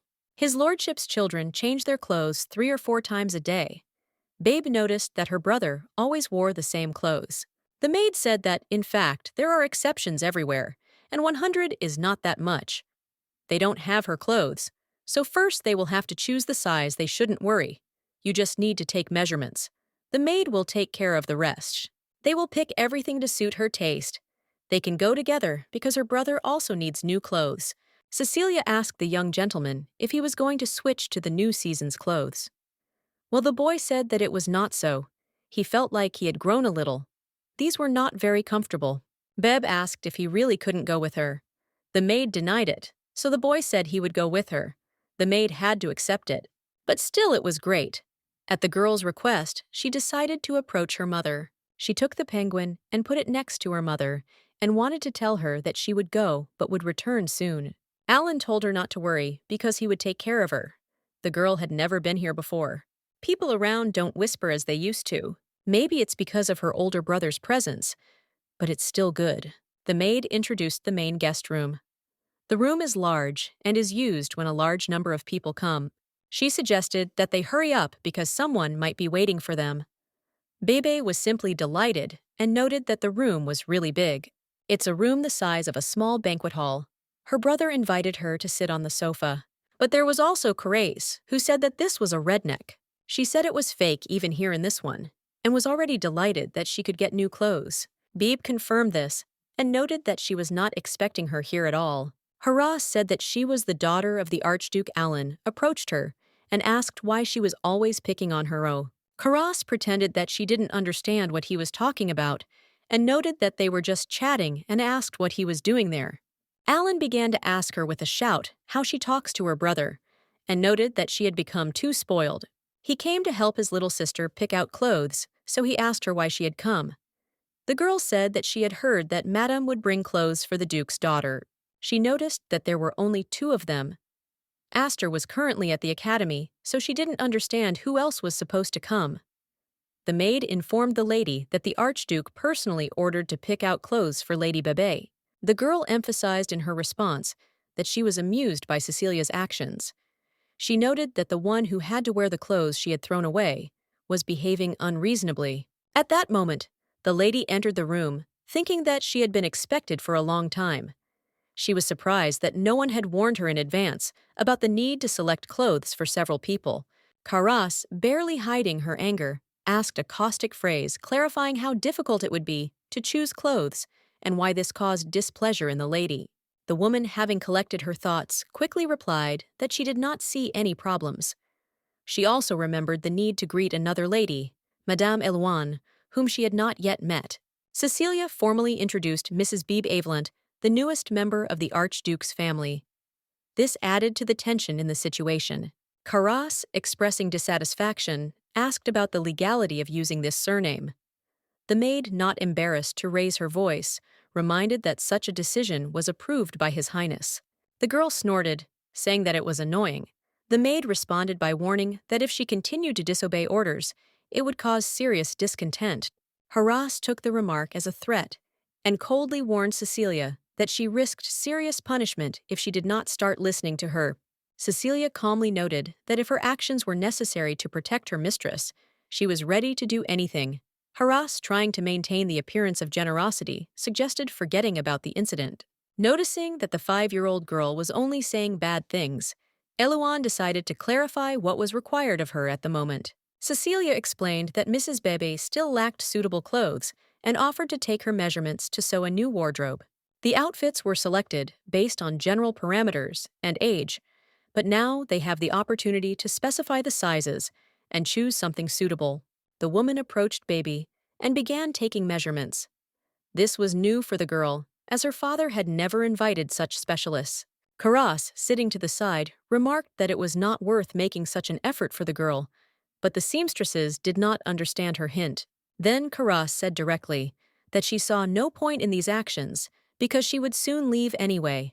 Her message was imbued with indifference. Cecilia intervened and emphasized the need to carefully select the sizes to avoid mistakes. Alan added that the clothes should be loose, as his sister will soon start growing and gaining weight. Cecilia asked Haras why she was staying in the room. Haras replied that she had nothing to do and was advised to leave so as not to disturb.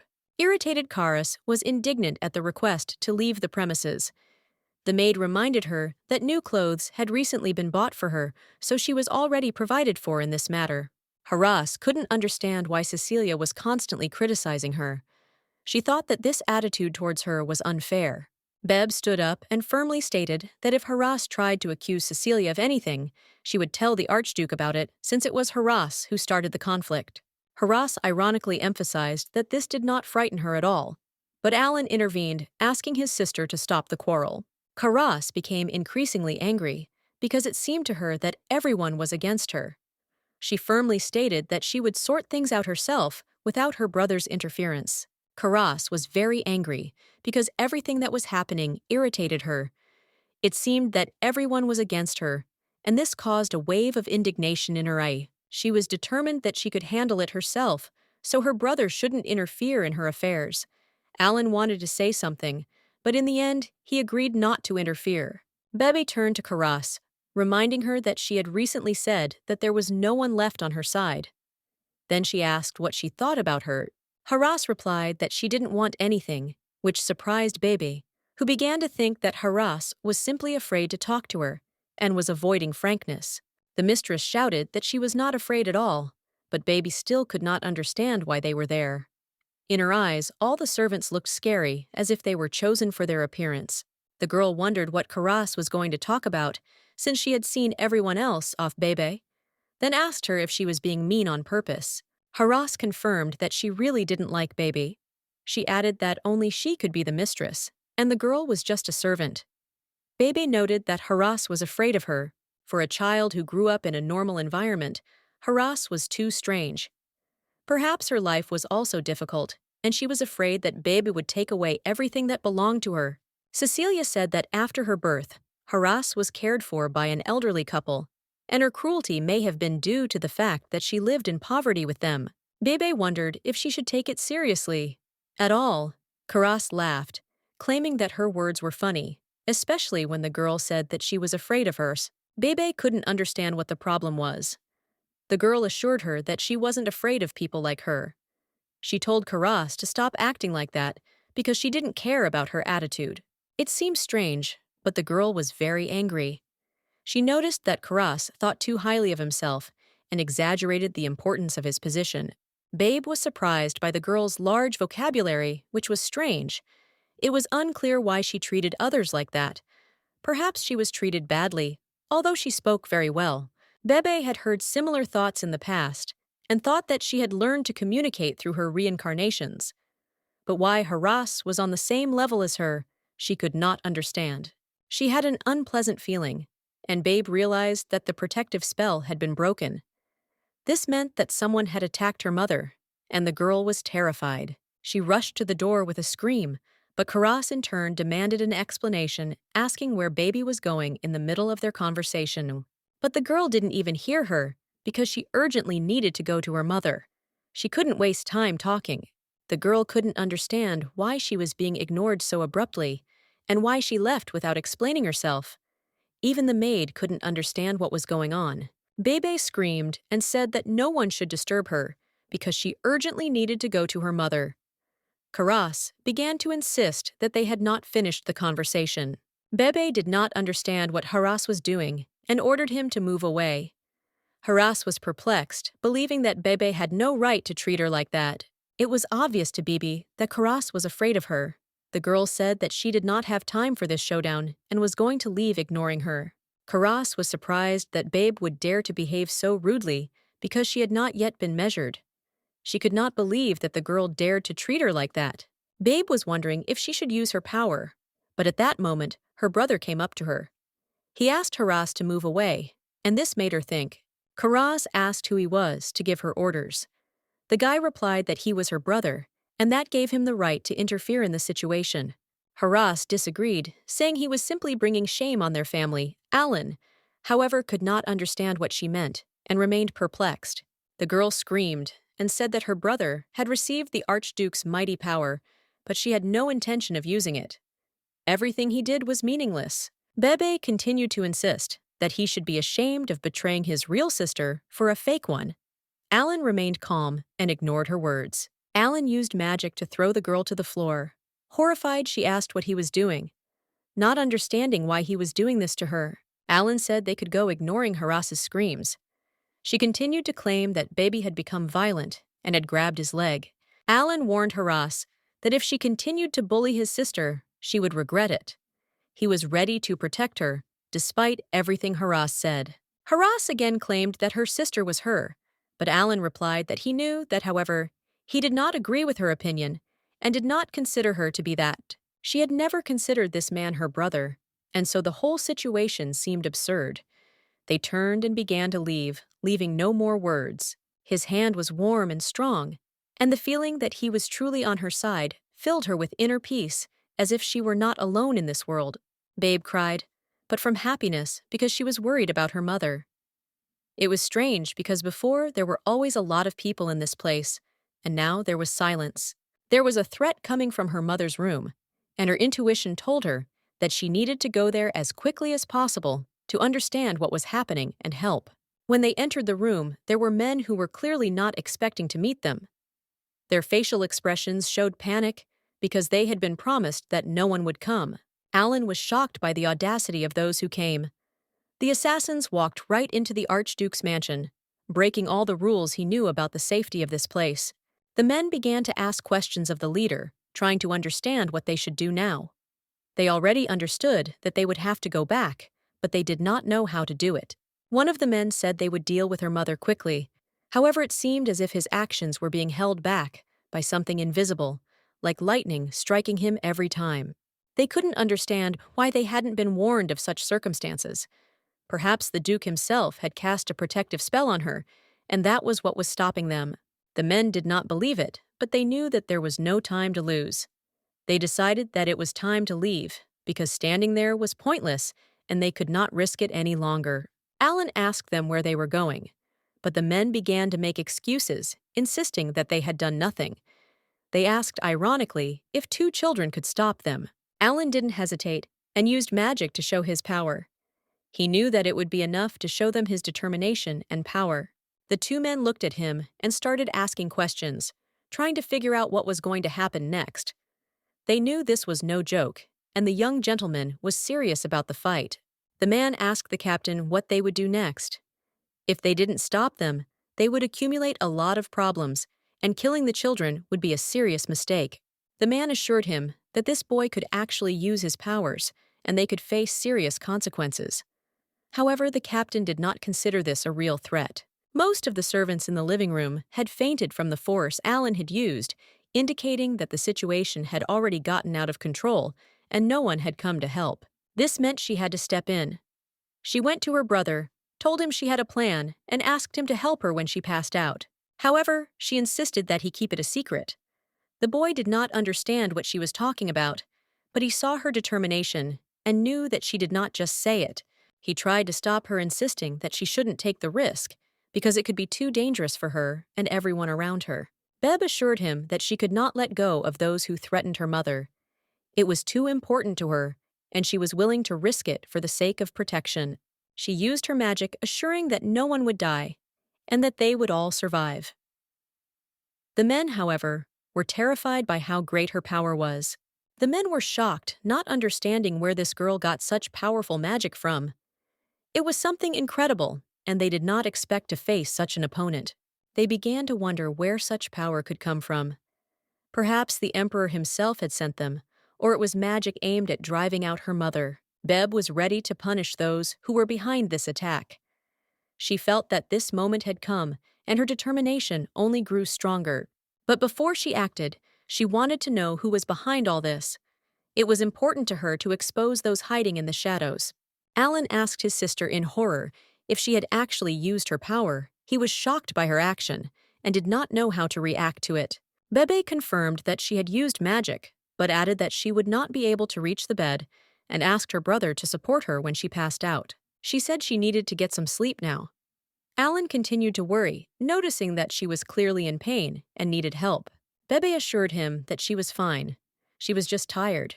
She asked him not to tell anyone about it, not to worry because her strength would soon be restored. She reminded him that he had to become stronger if he wanted to protect her. She believed that he could become strong and hoped for his support when she woke up. Alan was in a panic, trying to wake up his sister. He couldn't believe she had passed out and wanted her to wake up as soon as possible. At that moment, a maid burst into the room, who, upon noticing them, immediately began asking questions, trying to understand what had happened in this place. As the maid came closer, she calmed down, realizing that her mistress was simply sleeping, and the situation was not as dangerous as she might have thought at first. Alan was very upset and sobbing, but also felt relieved. He had been worried for a long time that something terrible had happened and was afraid of the worst consequences. The maid realized that something terrible had happened and, suspecting the presence of murderers, began to hastily question the young master about what had happened. He didn't know how to explain the situation, since the killers had already arrived and his sister had dealt with them on her own. This was a positive thing, but she still should have called for help. However, the girl could not leave them as she was connected to what was happening. The maid noticed that the killers did not appear to be faking or losing consciousness, which meant that the situation was more dangerous than they thought. The gentleman reassured her, explaining that it was his little sister who had decided to deal with the situation. At that moment, the Archduke entered the room. The Archduke, noticing the change in the atmosphere of the mansion, began to ask what had happened here. He felt that there had been a sudden release of energy, which was clearly not from him. The gentleman carefully picked up the girl and asked Alan if everything was okay with his son. Alan, noticing that everything was fine with him, was only worried about his sister's condition. He tried not to worry, but he still wanted to be sure that his little sister would be okay, since that was an important detail of the situation. The man began to use magic to clarify the situation and asked the boy what exactly he meant, since not everything was clear. Alan explained that he realized this the last time Baby used her power. He calmly said that the girl said something before she lost consciousness. The gentleman asked him not to worry and said that it was important to explain exactly how everything happened in order to understand what the matter was and what consequences it could have. The boy was hesitant whether he should tell the whole truth or hide the details. The master insistently told him to speak frankly without hiding anything. Alan was hesitant about telling about Haras because it could cause problems for his little sister, but he decided to explain anyway. The gentleman reassured him that he should not worry. He would listen to his story without judgment. So the boy began to explain what had happened. He said that Bibe was choosing clothes for herself when Haras arrived. The girl started arguing and asking for clothes of the right size. At that moment, Bibi screamed, "Mama!" and tried to run away. Alan realized that the situation was urgent, so he went with his sister. Suddenly, the killers appeared trying to escape, but he stopped them. Then Beeb used her power. He was afraid that his father would be angry with his sister, but he suddenly said that they both did the right thing in handling the situation. Alan was confused and asked if he had really done everything right. His father confirmed this, and then the boy again spoke about his sister's condition. The gentleman calmly told him not to worry, because his sister was strong and everything would be fine. Alan felt confident in his father's words because he was always right. Alan admitted that he promised to protect his sister, but he couldn't do it. He felt guilty that he couldn't help her at the right moment. The Duke reassured him, saying that he was still too young to fully handle such situations. Bebe was too strong, and he would try to protect her. Alan decided that he needed to become stronger so that he could protect his little sister next time, and would start training for that starting tomorrow. He realized that Baby often hid her feelings and kept her distance, which reminded him of his own childhood. This attached him to her even more. Everything changed when they lost their mother.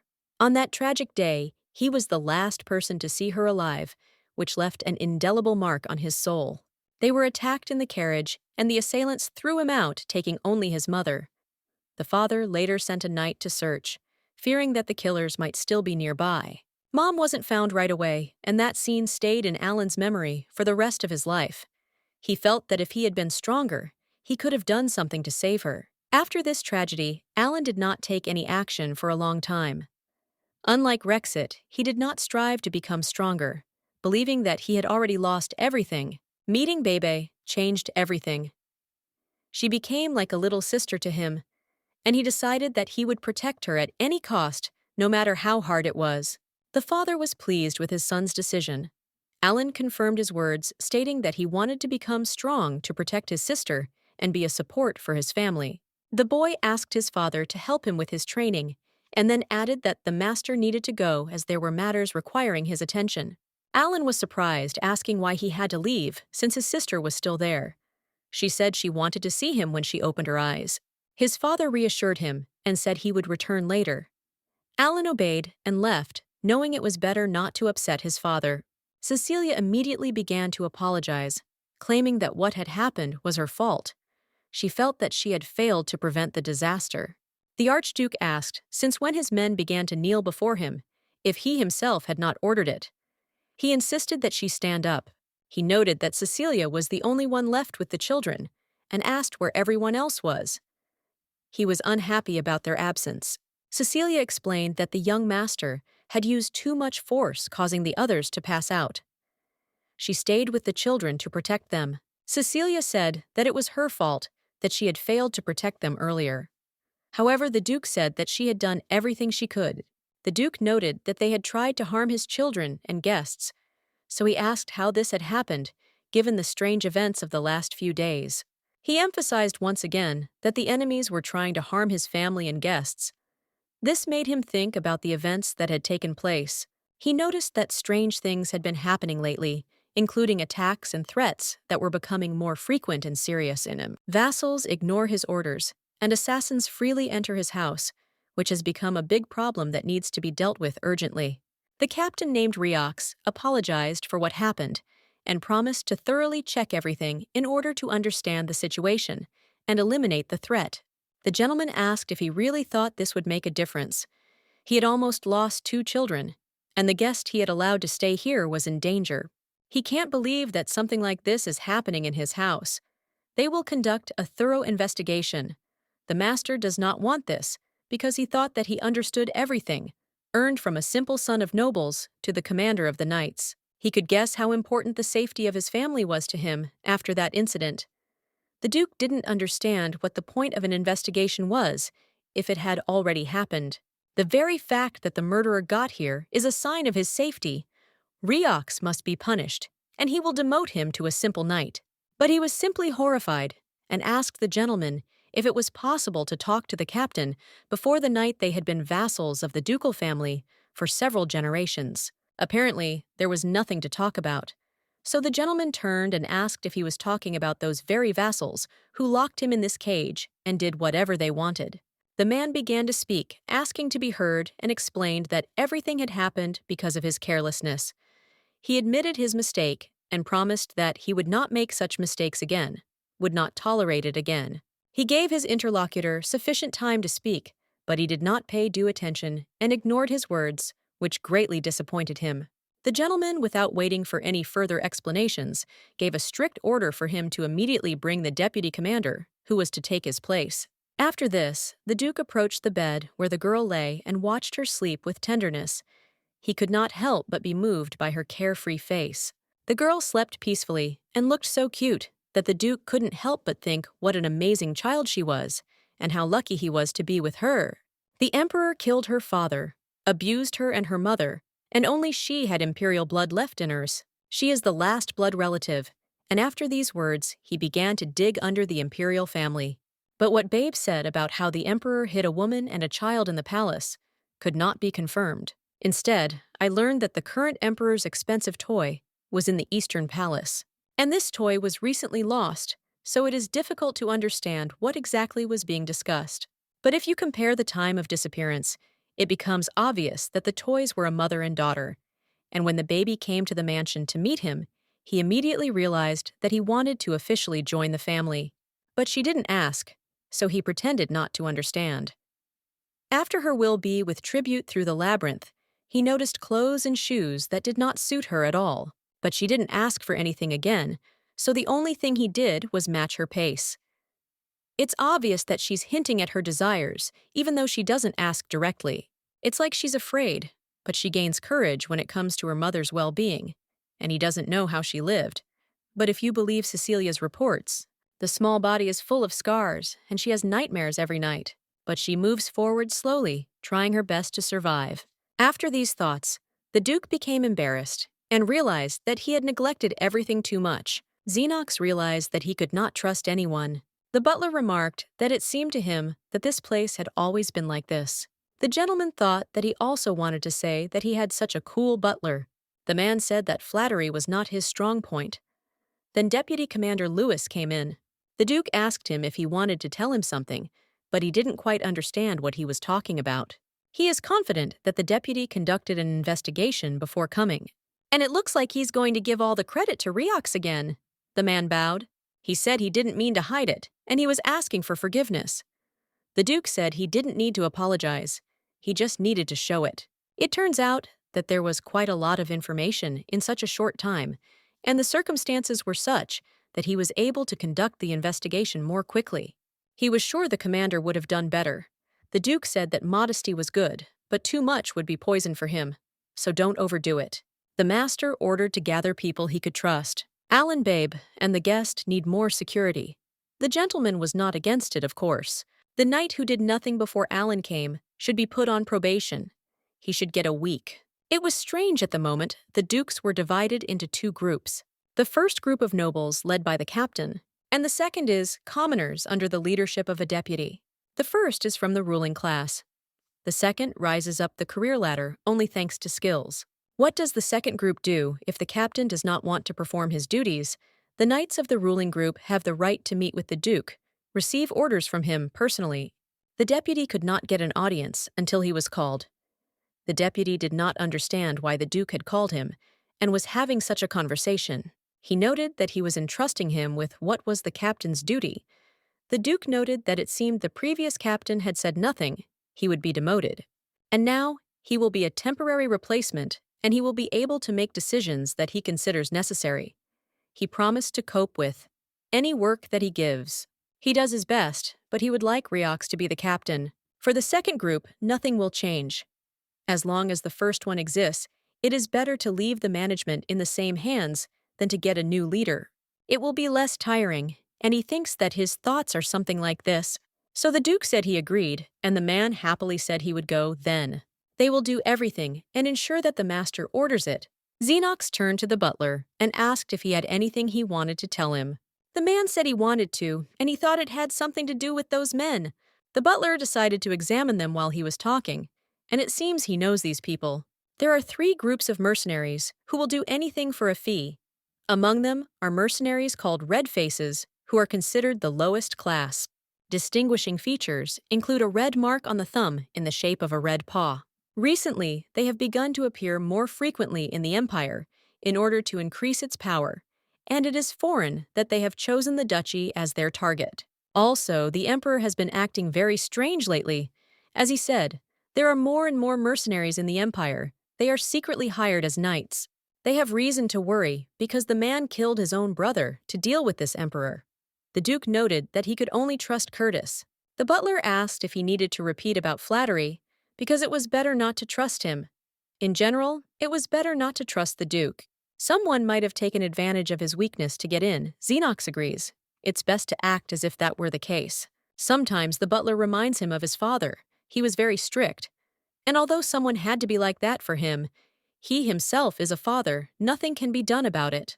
The Duke reported that the butler's child was 8 years old, and that he was the same age as the twins, which he found interesting because they were all equally young. The man admitted that he was a late bloomer, but Allison thought he was adorable. She even suggested that they take him with them next time, which seemed like a nice idea. The butler began to wonder why the gentleman had suddenly started talking about this. It was unexpected, although it was possible that such thoughts sometimes came to him too. He felt as if the Duke were returning to the time when Allison was still alive, as if the past was coming alive again in the conversation about the child. Until this moment, the butler had only heard about her from Cecilia, but had never seen her in person. The topic of her now seemed to him more and more interesting and mysterious. Cecilia always said that the girl had a very mature character, and he always wondered how she could become so mature so early. The more he learned about her, the more she reminded him of Allison. Her features, her behavior, even her strength of spirit began to associate with him. She also had many scars, but despite this, she never showed fear. He fell in love with this image, which was so different from his own. The butler noticed that the atmosphere around him was beginning to seem familiar to him, which was strange since a lot of time had passed since then. He had been coming here a lot lately. When Bebe came to the mansion with her mother, she immediately reminded him of his late wife, and it was amazing. The Duke immediately fell in love with Bebe at first sight, But later, he realized that she used magic to put herself into a deep sleep like Sleeping Beauty. It seemed that she was trying to hide her powers, as she was close to the limits of her physical and mental capabilities, which made the butler worried. Despite this, he hadn't felt such excitement from looking at someone in a long time. The feeling was so strong that he couldn't ignore it. He hoped that she would understand his feelings when she woke up, because he hadn't felt such a connection with someone in a long time. The butler informed the Duke that he had ordered additional information to be gathered about the Duchess, and he was now ready to report the results. This information might not be useful, but it was important to make sure that the gentleman was ready for such a conversation, which could be decisive. The Duke calmly allowed them to continue assuring them that he was ready for change.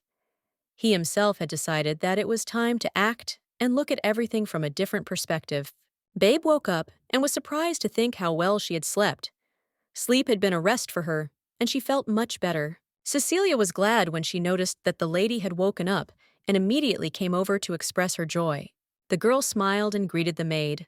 Her kindness was obvious, and Cecilia immediately rushed to her, hugging her and asking if everything was okay. Babe asked the maid to leave her alone with a light laugh, as her hugs could be too strong and even suffocate her. Cecilia said with surprise that she thought her heart would burst with worry when she thought baby would never wake up again. The girl replied with a smile that it hurt, but there was no need to worry. Cecilia still continued to worry. It was impossible not to leave her in worry. Cecilia moved away, but she was still worried. She couldn't hide how worried she was about her mistress, even when she heard that she was feeling well. After they had talked a little, the girl said that she had slept very soundly and did not remember any nightmares, which also made Cecilia happy.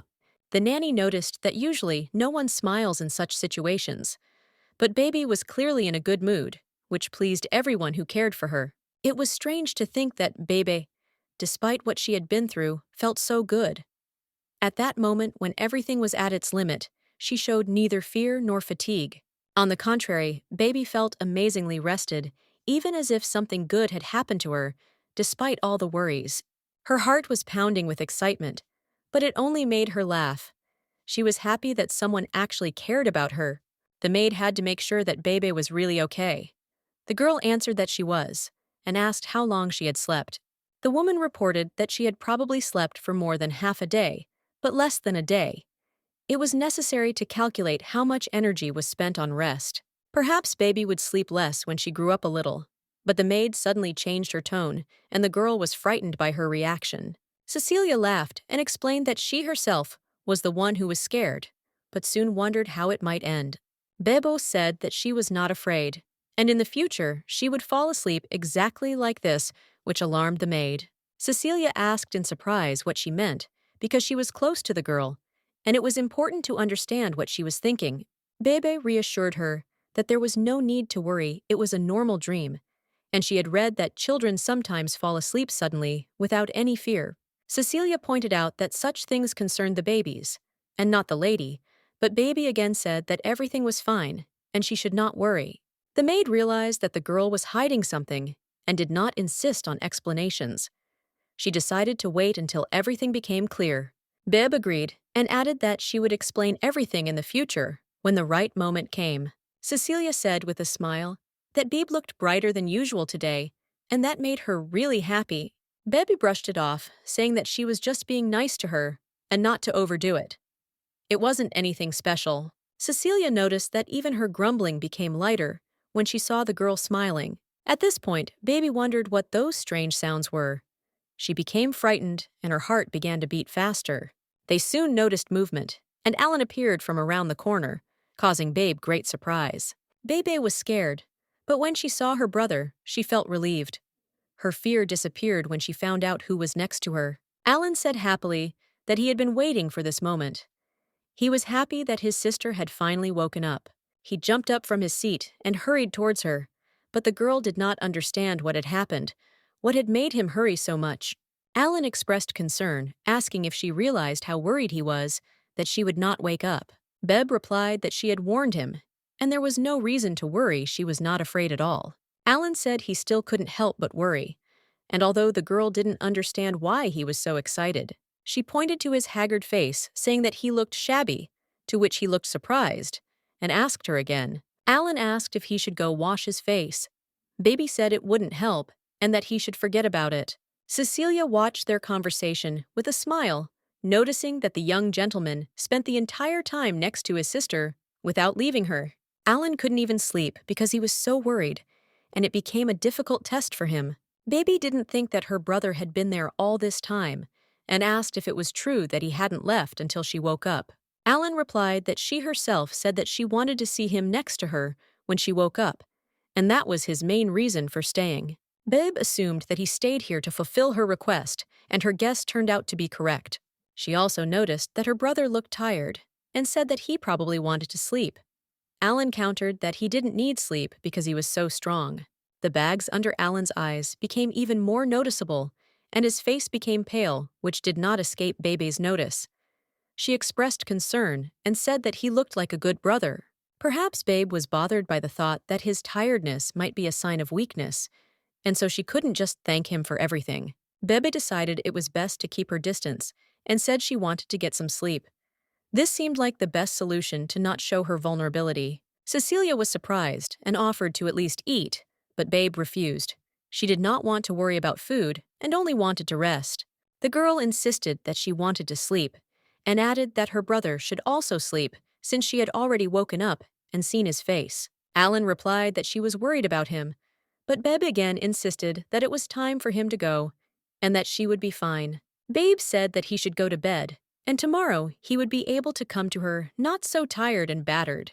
Cecilia suggested going together, but when everyone left the room, Babe got out of bed, deciding to spend the rest of the day on her own. When everyone left, Babe felt the need to get rid of old things. She planned to throw out the bread and hoped that today she would be able to get rid of more. Bebe turned to her mother and noticed that this place suited them well. Her body had recovered significantly, and she was ready to continue. She felt that she would soon receive the documents and remained confident that they would be able to meet soon, continuing to move towards their goal. Bebe found herself wondering if the room belonged to her or her brother. She wondered more and more if the atmosphere in the room had changed, if he had become more possessive. The boy explained that it was all for safety. Cecilia noted that she didn't have to worry now because there were knights in front of her room, and danger shouldn't bother her. However, the boy said that he still did not trust them. He added that the corridor was now even more lively because the knights were standing in pairs and guarding Baby's room. It was certainly a burden, but Baby was glad that the knights stayed outside. She didn't have to face their gazes very often, which made her feel more free. Even knights cannot be trusted, and Babe understood that she would discuss all her plans only with her brother because he was the only person she could trust with important decisions. But despite her words, Baby said that she did not want her brother to do this, although the boy insisted that this was what was best and that his desire was to protect her at any cost. The girl's brother was a man obsessed with his goal. No matter how much she refused, he continued to come to her more insistently every day, not allowing her to forget about his intentions. He noticed that he had increased the amount of training, and this was an important moment for him. Bebe, as always, tried to understand what was hidden behind his words. Bebe didn't think it was a bad thing, but he said he actually saw it as a positive. She couldn't understand why it was so important to him as. The girl thought that he didn't like it very much. But if that was the case, he could always say that he didn't want to continue training. But he didn't dare to take such a step, although he was tormented by fatigue. However, this is not true. In order to protect his sister, he decided to become stronger and asked for more training, because this was the only way he could hope for success and his role as a protector. But he seemed to have forgotten what a terrible man their father was. He was always strict sometimes, even cruel, and there was no room for caring in his methods. This left its mark on his brother. The girl was horrified by what her brother told her. He went on to say that even the teachers were worried because his training methods were only suitable for children over 15. Bebe told him to give up this torture if it was too hard and not to push it too far. However, her brother was against it and insisted that he had to continue training to be strong. He said that he had to do everything he could to become dark and strong in order to protect her. Babe noted that he was indeed becoming stronger with each passing day, so she was not worried. Alan added that since she had shared her secret with him, he now wanted to tell her his too. It was important to him, and he hoped for her understanding. Bebe was surprised not understanding what he was talking about, and asked him again. The boy replied that he was actually much stronger than Rexit, which might have been a surprise to her. Bebe was stunned, and then she noticed that it was incredible. She couldn't understand what exactly he meant and didn't know how to react to such confident words. He said that her surprise was quite natural, because it was true. Baby understood that he was confident in his strength, which could compete not only with Rexit, but also with the Archduke himself. It doesn't seem like he can control her. The boy said it was true, and she could wait. He only needed a month to prove it to her. Bebe said she was okay with him not being very strong, so he shouldn't overexert himself. He assumed she was worried about him and said she was so kind. After that, he took the cookies, and the girl was furious about it. He ate her favorite chocolate chip cookies. And one last thing, the boy said that he would become stronger. And the girl thought there that she needed to ask Cecilia to bring more cookies. Training was about to start, and he had to go. However, he was wondering if there was any way to get stronger without going to training and spending a lot of time on it. Bebe turned to her brother and asked him why he didn't ask her anything. She expected him to show interest, but he didn't, which surprised her a little. He was puzzled by her question and did not understand what she was talking about. The girl explained that she was telling him her secret, and Alan was very happy because she trusted him with her secret. The boy replied that secrets should not be treated so lightly. He was sure that she would decide when and to whom to tell him, and he was not worried about it. The girl realized that this meant that everyone was waiting for her to decide when to reveal her secret, and this feeling turned out to be quite comfortable for her. In her past lives, the Emperor would torture her if he learned of her abilities. When her mother died and her powers became apparent, the girl's life became a real nightmare, full of fears. The boy seemed worried about her, but said that he would wait patiently, even if it took decades, until she decided she was ready to share the secret. Therefore, the girl should not think that she is being pressured. After these words, the boy stood up, preparing to go to training, where important lessons awaited him. Cecilia noticed that the relationship between the brother and sister seemed quite good, but Bebe replied that this was not the case, and that she was just pretending that they were close. Then Cecilia asked what exactly had happened, and who was outside. The maid brought a snack for Babe, and the girl waited impatiently to see what might be there. Bebe was delighted, and thought that there might be something new in the snack. However, she immediately admitted that she was worried, because lately it seemed to her that there were too many sweets. The girl assured the maid that she ate regular food too, so there was no need to worry. She tried to calm her down, saying that it was not a problem that required attention. People often say that sweets can ruin your appetite, but Bibi claimed that she eats everything, including desserts, and doesn't dwell on it. Bebe decided to find out what would be for dessert. When she was brought strawberry cake with whipped cream, the girl was very pleased because it was her favorite treat.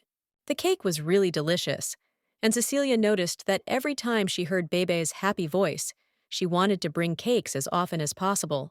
The little girl was surprised to hear that her voice sounded happy. Cecilia confirmed that she really did look happy, and the girl couldn't help but agree. Bebe explained that her joy was linked to delicious food, and she would like her mother to try this dessert too if she were around.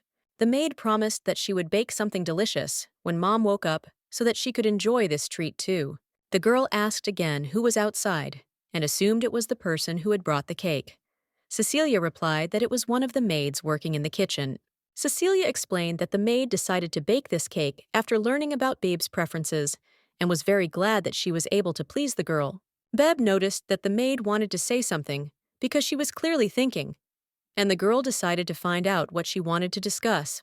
Cecilia asked Baby if she was worried that the food might be poisoned. The girl replied that she did not think there was anything wrong with the dessert and was calmly going to eat it.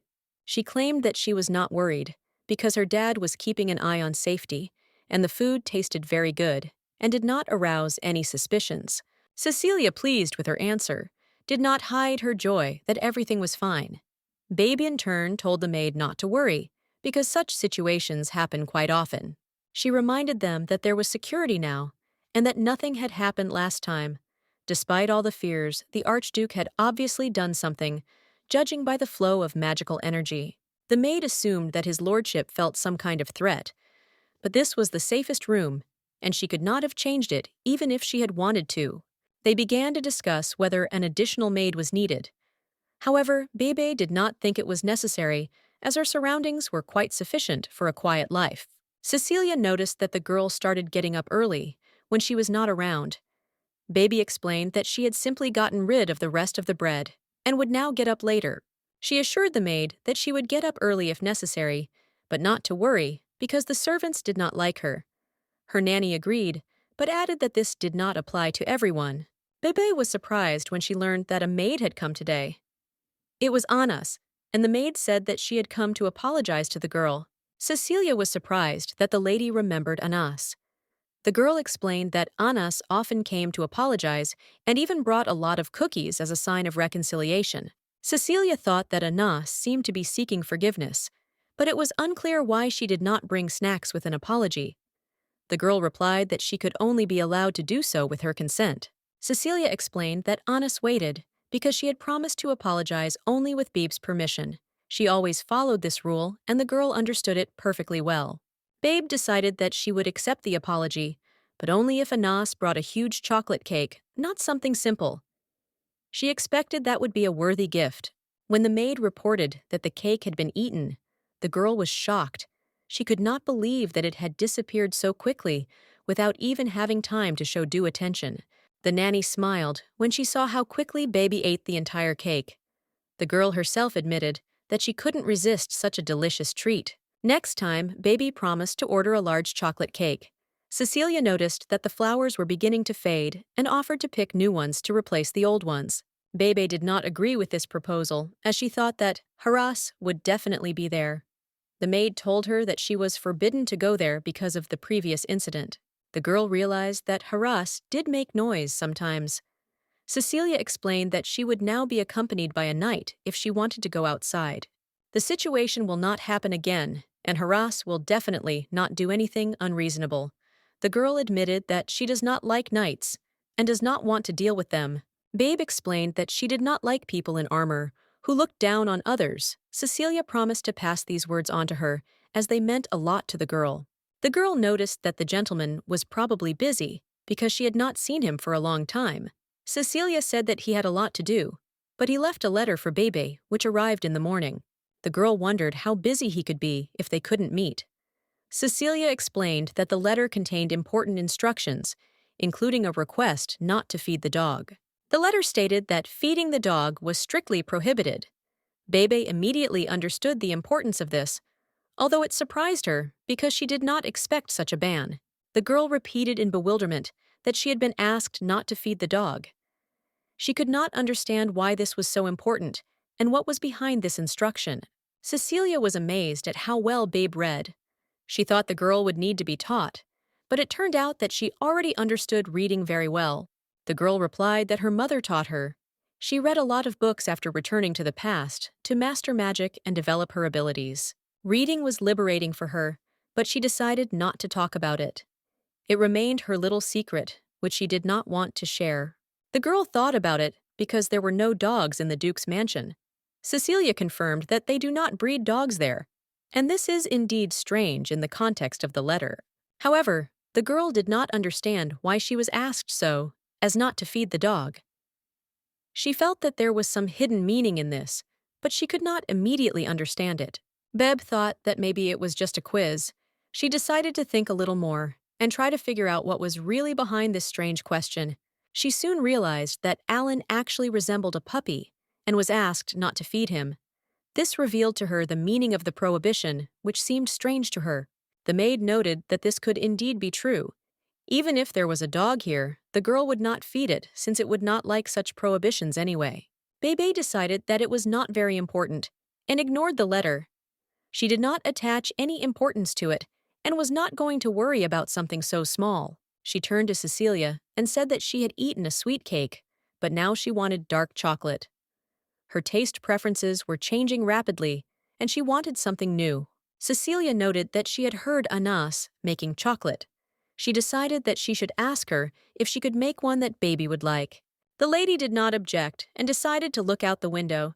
She thought that perhaps the Archduke was talking about the silver coin, and that it was connected with her current thoughts. While she was looking out the window, she suddenly heard the howl of a silver wolf.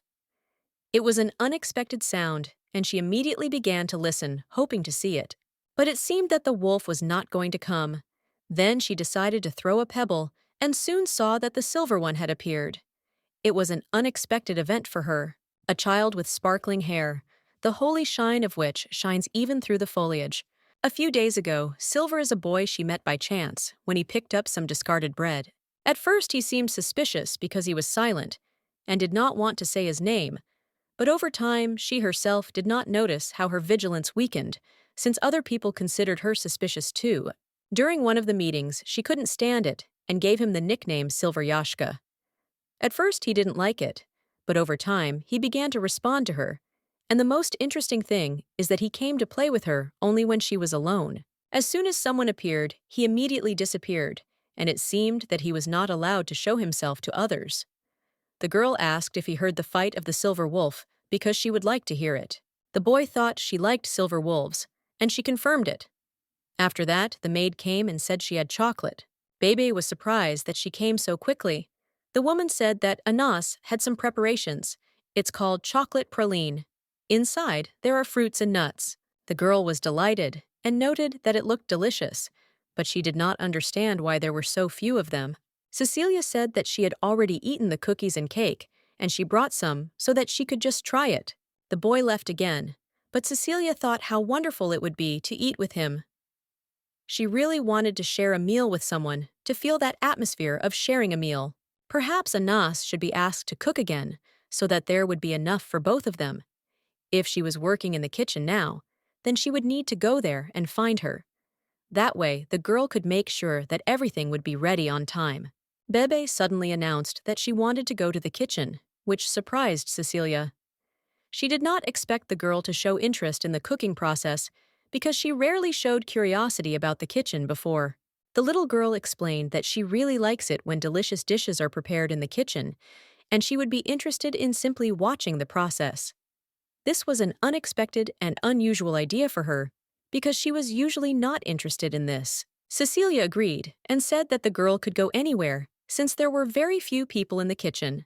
She assured that they could go there right now, since they did not need to worry about anyone disturbing them. Bebe was very happy with this proposal and suggested going right away.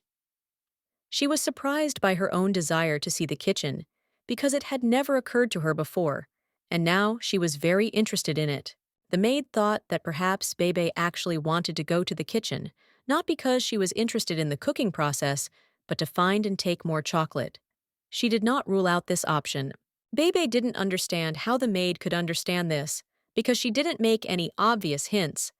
Cecilia noticed how her gaze changed when she saw the chocolate, and immediately understood that the girl would not resist the sweet. The girl was embarrassed, and said that chocolate was simply the perfect food created by the gods. She added that it was impossible to tear yourself away from sweets, and for her it was true love which was easy to fall in love with. According to her, they say that chocolate is the favorite food of the gods, and she sincerely believed that it was true. Sweets were not just tasty for her, but some special magical pleasure, and she was completely absorbed in it. Cecilia agreed that chocolate was indeed the god's favorite treat, but warned that eating it in large quantities could be harmful. She suggested telling a story about a god who was very fond of chocolate. The maid said that this god loved chocolate so much that he couldn't stop eating it, and eventually became an evil devil. It was a scary example of how overindulgence in something can lead to disaster. Cecilia noted that it did sound scary, and warned that overeating was dangerous. Bebe responded by saying that even God couldn't stop, and she wouldn't be able to resist chocolate either, since she didn't see anything wrong with it. The girl admitted that there was nothing to be done, and asked the maid not to be upset about her love for chocolate. She promised that she would not eat too much, but still continued to enjoy the sweet in her heart. Cecilia was slightly offended by these words, because she was not sure that such an attachment to chocolate would bring only joy. She wondered if perhaps there was something in this story, and that God really did fall because of his passion. In any case, she thought that if it happened, and she herself became obsessed with chocolate, it wouldn't bother her at all. She was ready to accept her fate if that was really the case. When they reached the kitchen, Cecilia invited the girl in. Bebe was amazed by how the place looked. Everything around was unusual, and suddenly became intriguing to her. Although she did not expect to see such an atmosphere, everyone in the kitchen turned to look at them, and Babe felt like she was being looked at. It wasn't as scary as when the knights in the imperial palace looked at her, but she still felt a little awkward. Bebe realized that the chefs did not mind her presence, and felt confident. The chef approached her, introduced himself as Leo Plants, and greeted the girl, which was quite an unexpected and kind gesture on his part. He said that the owners usually do not come into the kitchen, so everyone was a little surprised by her visit. It was unusual, but the chef was happy to welcome her, which showed his friendly attitude. Bebe admitted that she came here out of curiosity and was unsure whether she should go in. She was a little embarrassed, but still felt that her interest in the cuisine was genuine and did not irritate others. The chef thought that the girl was really interested in learning how food is prepared. She said that she always finds it interesting to watch chefs who, like magicians, create real culinary miracles from simple products. She also noticed that her favorite chocolate was often used in the kitchen, and the chef was pleased to hear this.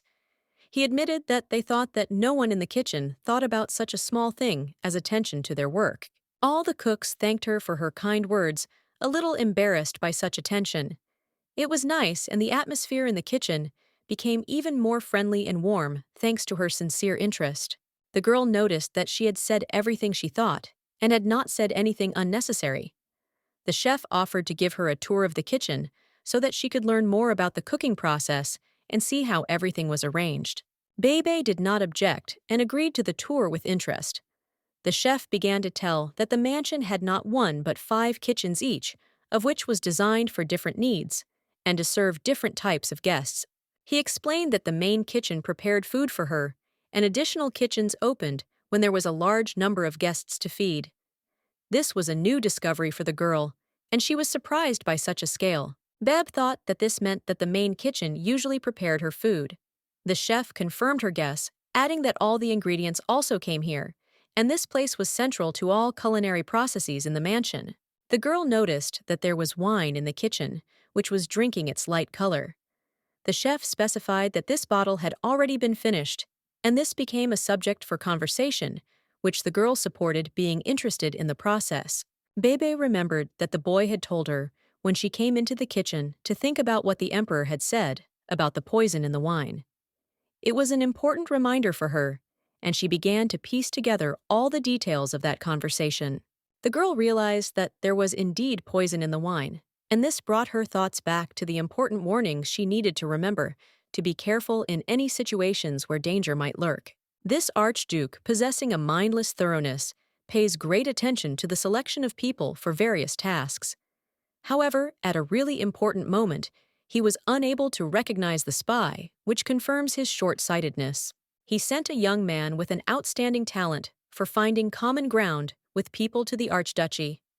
His name was not so well known, but thanks to his skill, everything went smoothly and without unnecessary problems. Of course, the gentleman himself would not have been able to detect the poison, because even the cutlery had been replaced with ones that could not recognize it, which further complicated the task.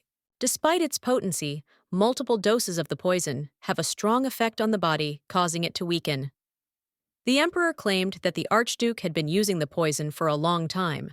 The archduke often drinks wine, and it was easy enough to mix a poison of the same color into his drink. This gave him the ability to control the situation without raising suspicion. The person responsible for the poisoning was a man with a name starting with K, and there is a high probability that he was sent by the emperor himself to eliminate the threat to his interests. The girl expressed a desire to see where the food was stored. He readily showed her the secret warehouse, which was so hidden that even his lordship had not bothered to inspect it.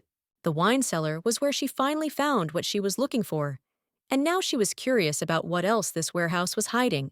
"This is where all the wine is," to which she replied that she really wanted to examine this place in more detail. It was a wine cellar, and although he doubted she was interested in its contents, he showed her around anyway. The girl said that she was really interested and was surprised that, in addition to wine, there was also cheese stored there, which he did not expect. She was met by Caleb, who was in charge of the place. He welcomed her and explained that there were other things here besides wine, but she might find the warehouse boring. The girl asked what was inside, and Caleb, doubting her interest, noted that the warehouse might not be very interesting to her since it was dark and gloomy. Caleb was a master at hiding his true nature. His soft voice and slight shyness did not reveal his spy tendencies, making everyone doubt his intentions. If we carefully put all the facts together, we can definitely say that the Emperor introduced this man to carry out his hidden mission. Caleb invited her to explore the warehouse, but warned that if she became afraid, they would immediately leave without thinking. The girl did not object and agreed to go further. When they entered, she noticed that it was dark there, like in a real cave, which only added to the mystery. The gentleman agreed with her, explaining that such an environment helps maintain the necessary temperature for storing food, which is the most important thing in this place. He added that even slight changes in temperature can affect the taste of wine and cheese, so maintaining stability was critical. The girl was shocked and remarked that it was interesting whether he was the only one running this place. Caleb confirmed this and said that if several people were jealous of his cellar, all sorts of problems could arise. The girl also wondered if wine in barrels differed from wine in bottles. He said that what is stored in bottles arrived here before him. It is extremely expensive, so it is now being infused, and what is in barrels was brought by him. Then the girl realized that this meant that these barrels had been sent here with poisonous wine. She asked if her dad was drinking only that now. He confirmed it. This wine is exclusively for the owners of the estate, although even the eldest daughter, the lady, has not yet reached adulthood. There is a slightly frightening atmosphere here. Therefore, it is suggested to look at other parts of the cellar among the products that are supplied together. There are many interesting things. So the girl agreed. She looked around the kitchen, figured out the spies, and she thinks that's enough for her today. It seemed to him that she had walked a lot today, so he offered to pick her up, but the girl said that everything was fine. The boss noticed that he was getting excited and noted that she was probably tired. Beb said that it was a little, but she liked it. The gentleman was immensely happy that she not only showed interest, but was also impressed by what she saw. He said she could come any time if she wanted another tour. The kitchen workers are extremely interested in the owners. They are a little upset because the owners say whether the dishes they have prepared are good or not. The girl said not to worry because their dishes are very, very tasty. She probably wasn't afraid to be one of these many men, all thanks to her gentle look. The gentleman thanked the lady and asked her to tell him if he wanted to try something, they would try their best. Beb is very grateful. She said that she loves chocolate the most, and now she is already running. She turned to Cecilia and said that she liked everything very much, but the maid asked what she was talking about. Beb liked the cuisine. The cooks even gave her cookies, and she is sure that they were happy to spend time with her. To be honest, it seemed to her that everyone liked her. Most of them were accepted into the kitchen solely for their skills. For this reason, none of them face much discrimination.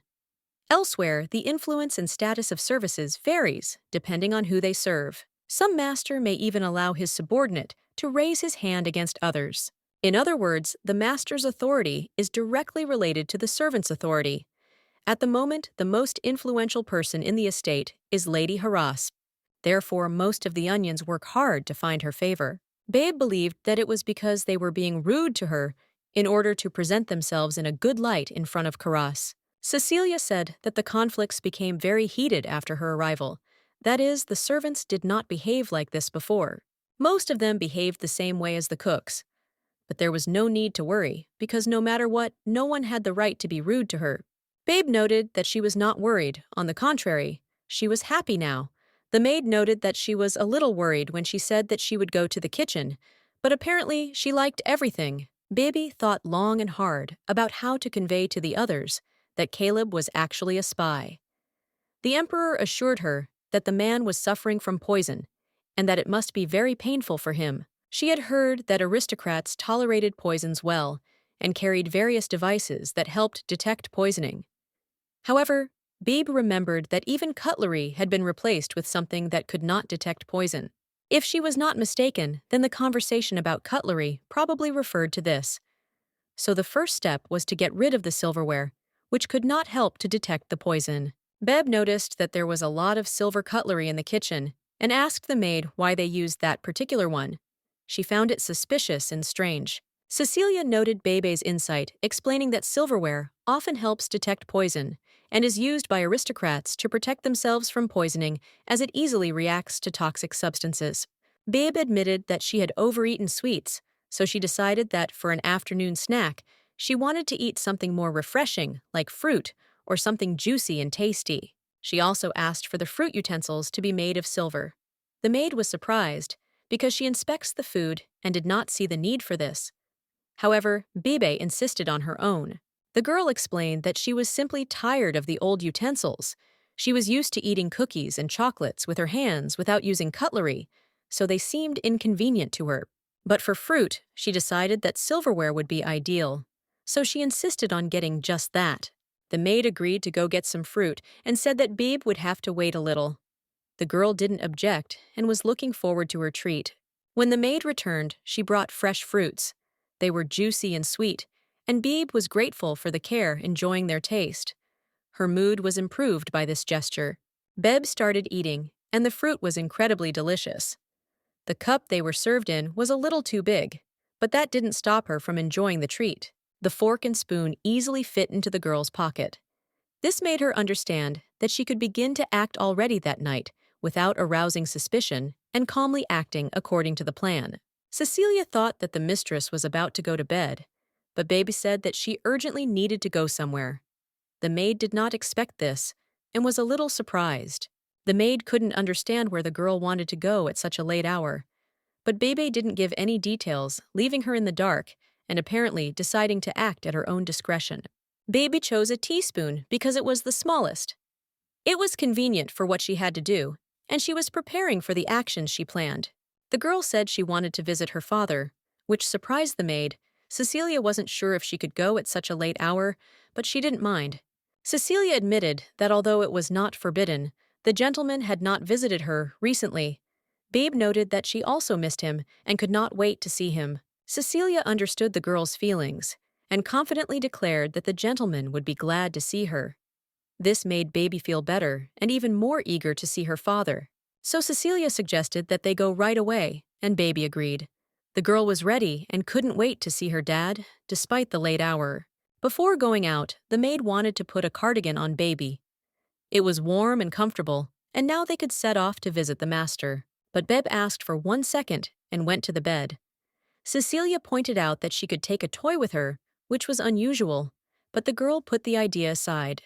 Beb explained that the penguin stayed there because it protected its mother.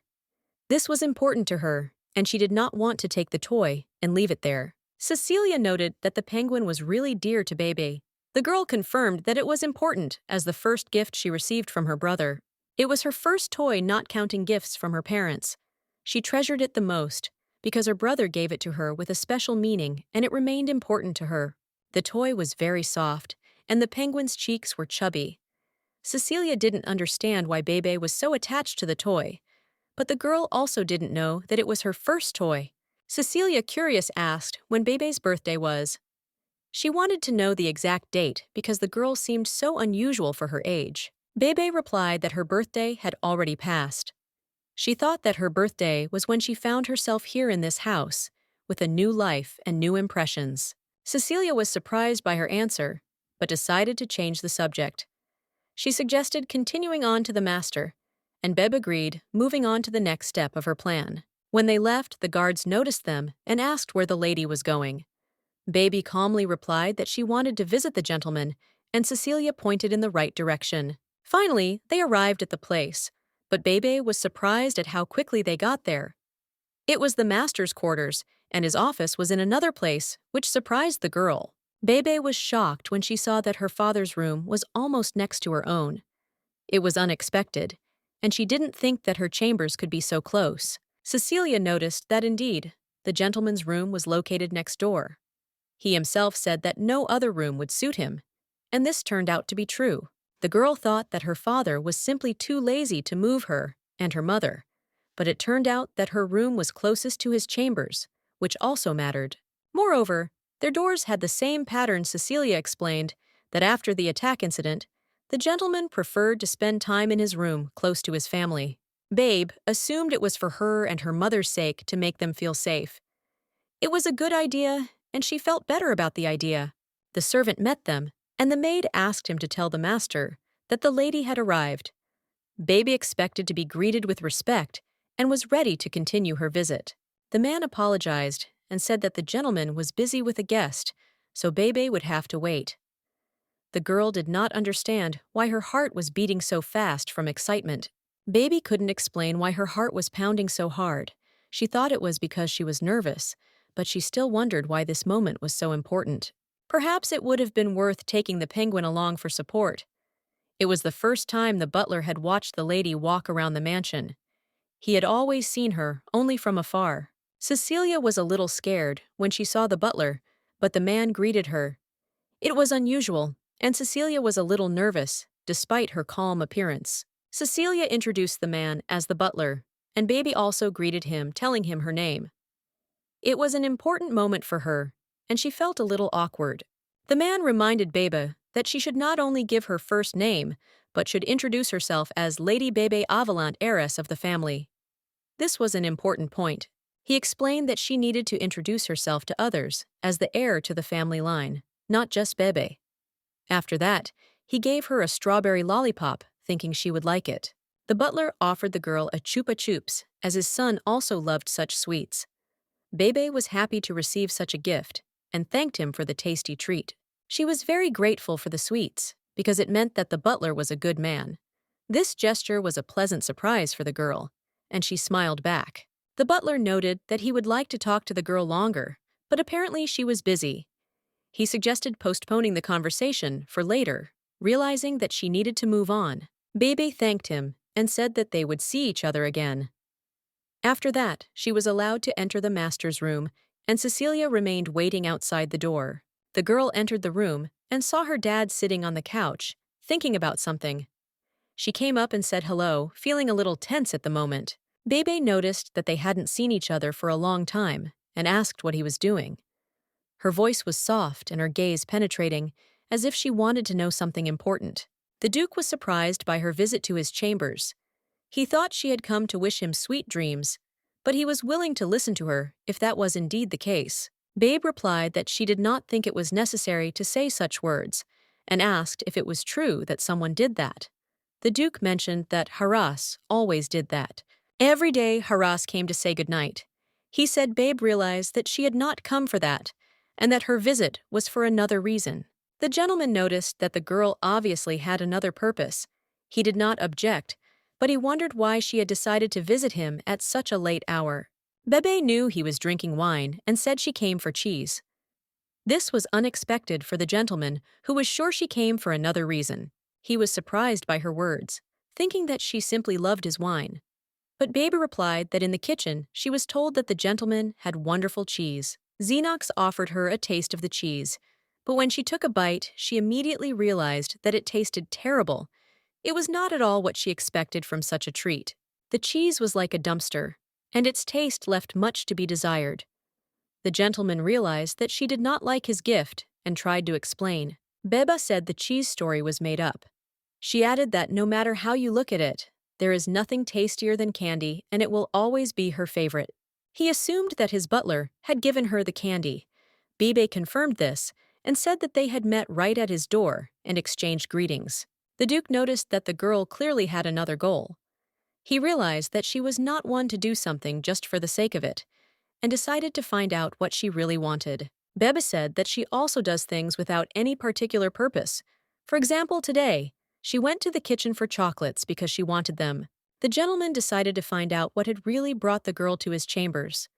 Bebo hesitated, not knowing how to answer, but he noticed that there was something strange in her behavior. The Duke said that if it came from this, that he could not protect her mother, then he was sorry. But the girl said that this was not so, and she foresaw that someone would appear when her mother was left alone, so she set the trap. And she also cast a strong spell on Mom, so there is no need to apologize. But if he is truly sorry, then he must find the culprit. The Duke said he was putting his name on the line. Bebe asked what the phrase about not feeding the dogs even meant. Xenox said that's what it meant. He thought someone had been feeding the dogs lately. The girl said that there were no dogs on his estate. That's true, but she did throw something out of the window, and because of that, stray dogs came running to them. But the girl said that she didn't understand what he was talking about, because she didn't throw anything out of anywhere. The Duke asked her not to change the subject, and to tell him why she came. Bebe said that it was nothing special, but there was one reason: if she became useful, then he should fulfill her request. He assumed she was talking about that one. The girl said almost, but she wasn't asking to fulfill a request for nothing. It was a kind of exchange. She will give him a gift in exchange for fulfilling his request. A gift that will prove her strength.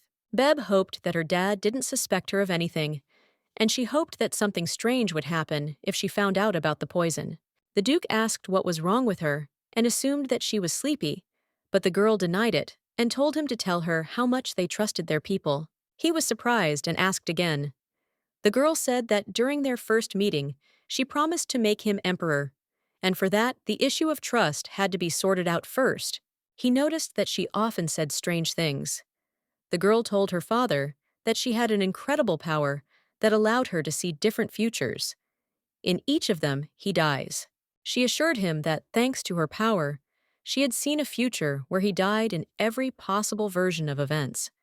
This was a difficult discovery for her. The Duke was not very surprised by her words. Then the girl explained that such things cannot be taken lightly, and they must be taken seriously. The father was shocked by her reaction, and was surprised that she considered him frivolous, because he never thought that her words could be perceived that way. She said that he had no will and no purpose in life, that he himself was perfectly aware of it. Perhaps the girl was right, and indeed he felt lost. Bebe insisted that he not say that, assuring him that she would save him and make him emperor since he was her father, and she had to help him achieve greatness. The man was shocked by her words, especially that she intended to act this way only because he was her father. This was an unexpected revelation for him. The girl asked him to love life again, find a purpose, and strive for power to win the throne. She believed that it was possible and that he was capable of more. She declared that she must help him take revenge on the emperor, and in order to do this, he must pull himself together and begin to act decisively. The girl scooped up some cheese on her fork and handed it to the Duke. He was surprised that she offered him to eat the whole portion because it was quite large. Bebe insisted that he cheer up, and when he started eating, he was amazed at her stubbornness. It was unexpected for him, but she did not give in. The girl hoped that he would take her words as support and not as ridicule. Fortunately, he confirmed that he really appreciated her efforts. She decided to return to the issue of trusting her people, assuring that it is important to be attentive to each of them. The Duke admitted that he did not trust everyone and that some of his subjects aroused his doubts. After the assassin incident, he tried to figure out which of the estate's workers could be the culprit. However, it turned out to be much more complicated than he expected. He couldn't find any evidence of who had hired the killer, so he had only guesses. These guesses remained unconfirmed, and he didn't know what to do with them. The girl was glad to hear that he did not trust all his servants, because she was afraid that her father might be too naive. Bebe breathed a sigh of relief, but her father, noticing her reaction, asked what exactly was bothering her. The girl assured him that she would help him if he trusted her, despite the fact that she herself still did not know much. This was her promise. But in order to look confident, she decided to show determination and began to hold a spoon, which seemed strange. The Duke was surprised when she did this. The girl wanted to demonstrate how close the enemy could sneak up, and this should have alerted him. She said she was detecting the poison in an attempt to explain her suspicions to him and see if there was a real threat. The Duke, confused, asked if she really claimed that someone had tried to poison him. The girl confirmed her fears. He reminded her that all the dishes in the house were made of silver, and the poison could not have gone unnoticed since it could have been detected immediately. The girl noticed that he was right, but added that the dishes could have been replaced with ones that did not have this function. This really surprised the Duke. She began to doubt whether she had made a mistake. Perhaps the attacker had not mixed the poison. It was unclear to her. The girl was worried that if she made a mistake, she might lose her father's trust, which was extremely important to her. But the moment she changed color, the Duke was horrified. He realized that there really was danger. He began to suspect that there was a spy or someone in the estate who wanted to harm him. This was an important moment for him. He admitted that for the past 5 years since Allison's death, He had been consumed by grief and had ignored the threats, but now everything had changed. During the time when Allison was alive, the estate was strictly guarded, and it was only after her death that criminals entered its territory. The Duke blamed himself for not noticing the attempted poisoning, but the girl convinced him that he had been deceived and could not have foreseen everything. He continued to consider himself guilty, but she repeated that she could not have immediately understood that the dishes had been replaced with dangerous ones. The girl reminded him that if he constantly considered himself stupid, it would actually affect his actions. He shouldn't think that way. And if he called himself stupid, then everyone would start thinking his daughter was stupid too. That bothered her, and she didn't want him to think that.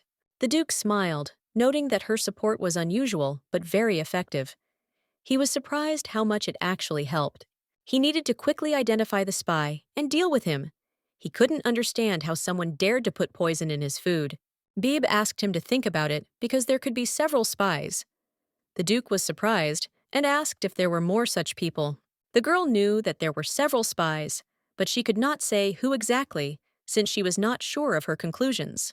In the past, she had no interest in the Archduchy, and she had not listened much to the Emperor's conversations, so her memories were rather vague. She did remember some details, including the events with the wine and silverware, which were important to her investigation. The girl hinted at wine and silverware, claiming that, although she could not say for sure, these were important details that could help in solving the mystery.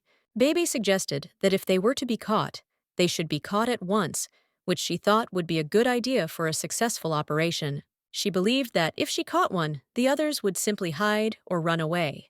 Bebe was pleased to see her father become more determined. The girl hoped that this was the very face of the Archduke that Cecilia had spoken of. She had always seen him from a different side, but now he seemed to have perked up. Then the Duke took her in his arms, and the girl asked him in surprise what he was doing.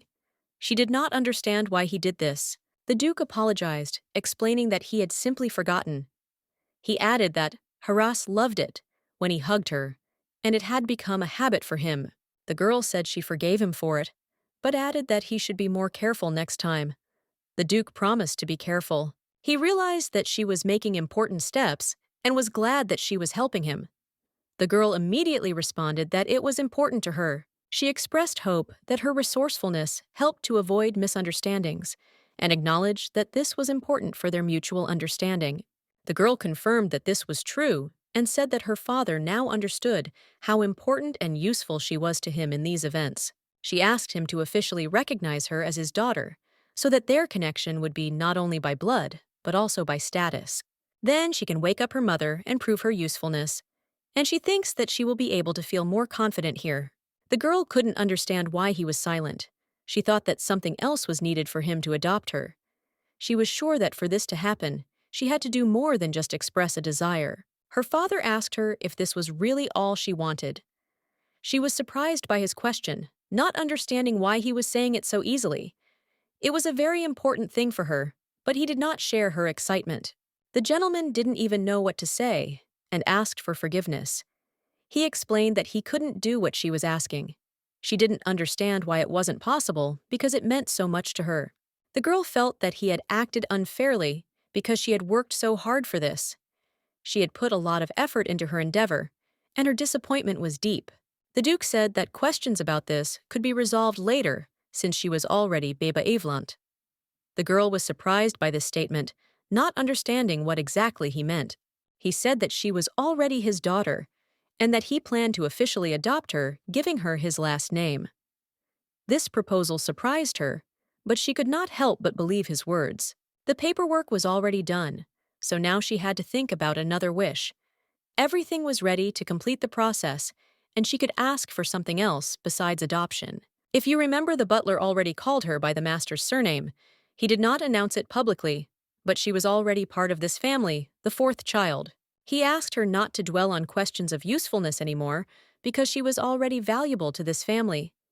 She was important, and he didn't have to prove anything to her. The girl asked again, and he confirmed that he did not want to hear any more words from her about any other demands. She was already a part of their life, and her value did not depend on additional conditions. Beba really became part of the family, the fourth child, but she thought about it and asked why the fourth and not the fifth. Since Haras was still in their family, she was supposed to be the fifth, since Karas was her older brother. The gentleman replied that she was not yet officially considered his daughter, and therefore her place was not yet secured. She couldn't understand why this was so, and the gentleman explained that there was still no exact evidence to consider her an official daughter. Everything depended on the results of the investigation. The girl noticed that everything already pointed to the fact that she was his child. She could not understand why this was not acknowledged, because the facts were obvious. The Duke said that everything was not clear yet. The girl was surprised and asked why he had accepted her into the family if there were still doubts. Xenox said that she had earned her place in this family. As for Karas, he had never even seen her as a baby, so more data was needed. By the way, he asked if she would continue to use the name Bebe. It was the name her mother had given her, and he wondered how she would address it in the future. The girl was surprised and asked again, and he noted that the current emperor could recognize her by this name and appearance. He claimed that he would adopt her if she continued to use this name. He explained that the documents needed to have his seal on them, and using Babe's name could attract the attention of the emperor. It could change her future if she wasn't careful. The girl said that her mother gave her this name, and she valued it very much. She wanted to keep it because it was connected to her family and her present. She explained that the name Bibi was her identity, and it was important to her. If he didn't understand that, then she had no choice, and she wasn't going to change it. The girl said she wanted to ask her mother, when she woke up, since she was the one who came up with the name, she wasn't going to make a decision without her input. The gentleman agreed that it would be better to talk to Mom first, and suggested that she make another wish. He did not insist on changing her name if it was important to her. Babe replied that she had no other wish, and the gentleman was surprised that this was her only wish. He expected her to ask for something more. He suggested thinking about it and asking for something more significant, such as a rare sword, a large mine, or jewelry like Karas had. However, the girl did not want it. He continued to offer her various gifts, but she remained of the opinion that what she had already received was enough for her, and she did not need more. The gentleman thought he should do something for her, but she didn't want anything. She insisted on her own, and then finally she came up with her wish. She asked for a small house for herself and her mother, so that they could live together like ordinary people. This was her main wish, and she dreamed of such simple happiness. The house didn't have to be big, but it was important to be cozy and have space for two people. She wanted flowers to grow near the house, creating an atmosphere of coziness and beauty. She also wished for a library to be nearby, as she and her mother loved to read books. This was her ideal place to live with her mother. This was her true wish, and the master agreed to fulfill it. He promised that he would do everything as she asked, and her dream would come true. He asked if she was sure she didn't want something more serious. He expected that she might change her mind, but the girl confirmed that what she asked for was enough for her. The gentleman was surprised that she did not wish for something more valuable. He thought that since she wanted to become his daughter, she might have many other wishes. The girl said that it was enough for her, that he would protect her. She relied on him, and that was enough for her happiness. He said that since she had already read his letter, she would now be able to understand this too. He handed her the scroll and waited for her to understand what it was he wanted to tell her. When the girl took the scroll, she asked him what kind of documents they were. He replied that she would understand as soon as she began to read and explained that it was an important message for her. Her name was written on the scroll, and she immediately realized that these were adoption papers. Everything fell into place in her head, and she felt relief. The gentleman thought that she would be pleased to see such documents, and she confirmed that this was indeed the case. Now that everything was ready, she needed to wake up her mother and share the joy. The girl was so excited that she already wanted to show it to her mother. She was happy because now she had a home, and she and her mother could live together, as they always dreamed. The Duke noticed that she loved her mother very much. The girl warmly confirmed that this was true, but her attitude towards him was a little different, because for her, he remained a stranger. The Duke, after a moment's thought, asked if she could love him as she loved her mother. He hoped that she would understand that he was now a part of her life too. The girl did not understand why he asked that, and immediately remembered that when a person changes unexpectedly, it is often a sign of illness. She could not understand what was happening to him, After that, she took his hand, trying to understand what he wanted to say. He asked what it meant, and was surprised by her reaction, not knowing what she meant. Babe had heard that a person who changes abruptly may be sick. She began to worry about his health, although he assured her that he felt fine and was not sick. He assured her that he had no illnesses, but the girl began to suspect that something was wrong with him and that perhaps he was simply acting strangely because he was not himself. She noticed that his behavior was becoming increasingly strange, especially his habit of lifting the corners of his lips as if he were trying to smile. This confused her, and she did not understand what was wrong with him. He told her that she must have imagined that he was smiling. He tried to justify himself, but the girl could not shake the feeling that something was wrong with his behavior. The girl said that, as for her mother, he should forgive her, but that was impossible. She couldn't imagine him being as close to her as her mother. He asked her to at least love him like the penguin he gave her. The girl couldn't understand why he asked her to love him like that, and it seemed strange to her. She didn't understand how much longer this would go on, because even the penguin was more important to her than Alan. He was like no one else in her life, and she didn't understand why he continued to torture her with this question. The girl said that the penguin was the most necessary and important thing to her. She could not understand why he continued to insist on loving him when she had clearly expressed her affection for other things. Baby said she hoped he was just kidding, because she didn't understand why he had to demand her love so much. He already had everything he could want, and it was weird to her. The girl said that this wouldn't do, and he shouldn't drink wine anymore. It seemed to have a bad effect on him. He thought that she was just worried about him. And the girl said that this was so because he couldn't die early. He had to live a long, long life. The gentleman told me to worry, because it will happen after all. In his past life, he seemed cold and ruthless, but now she doesn't feel threatened by him.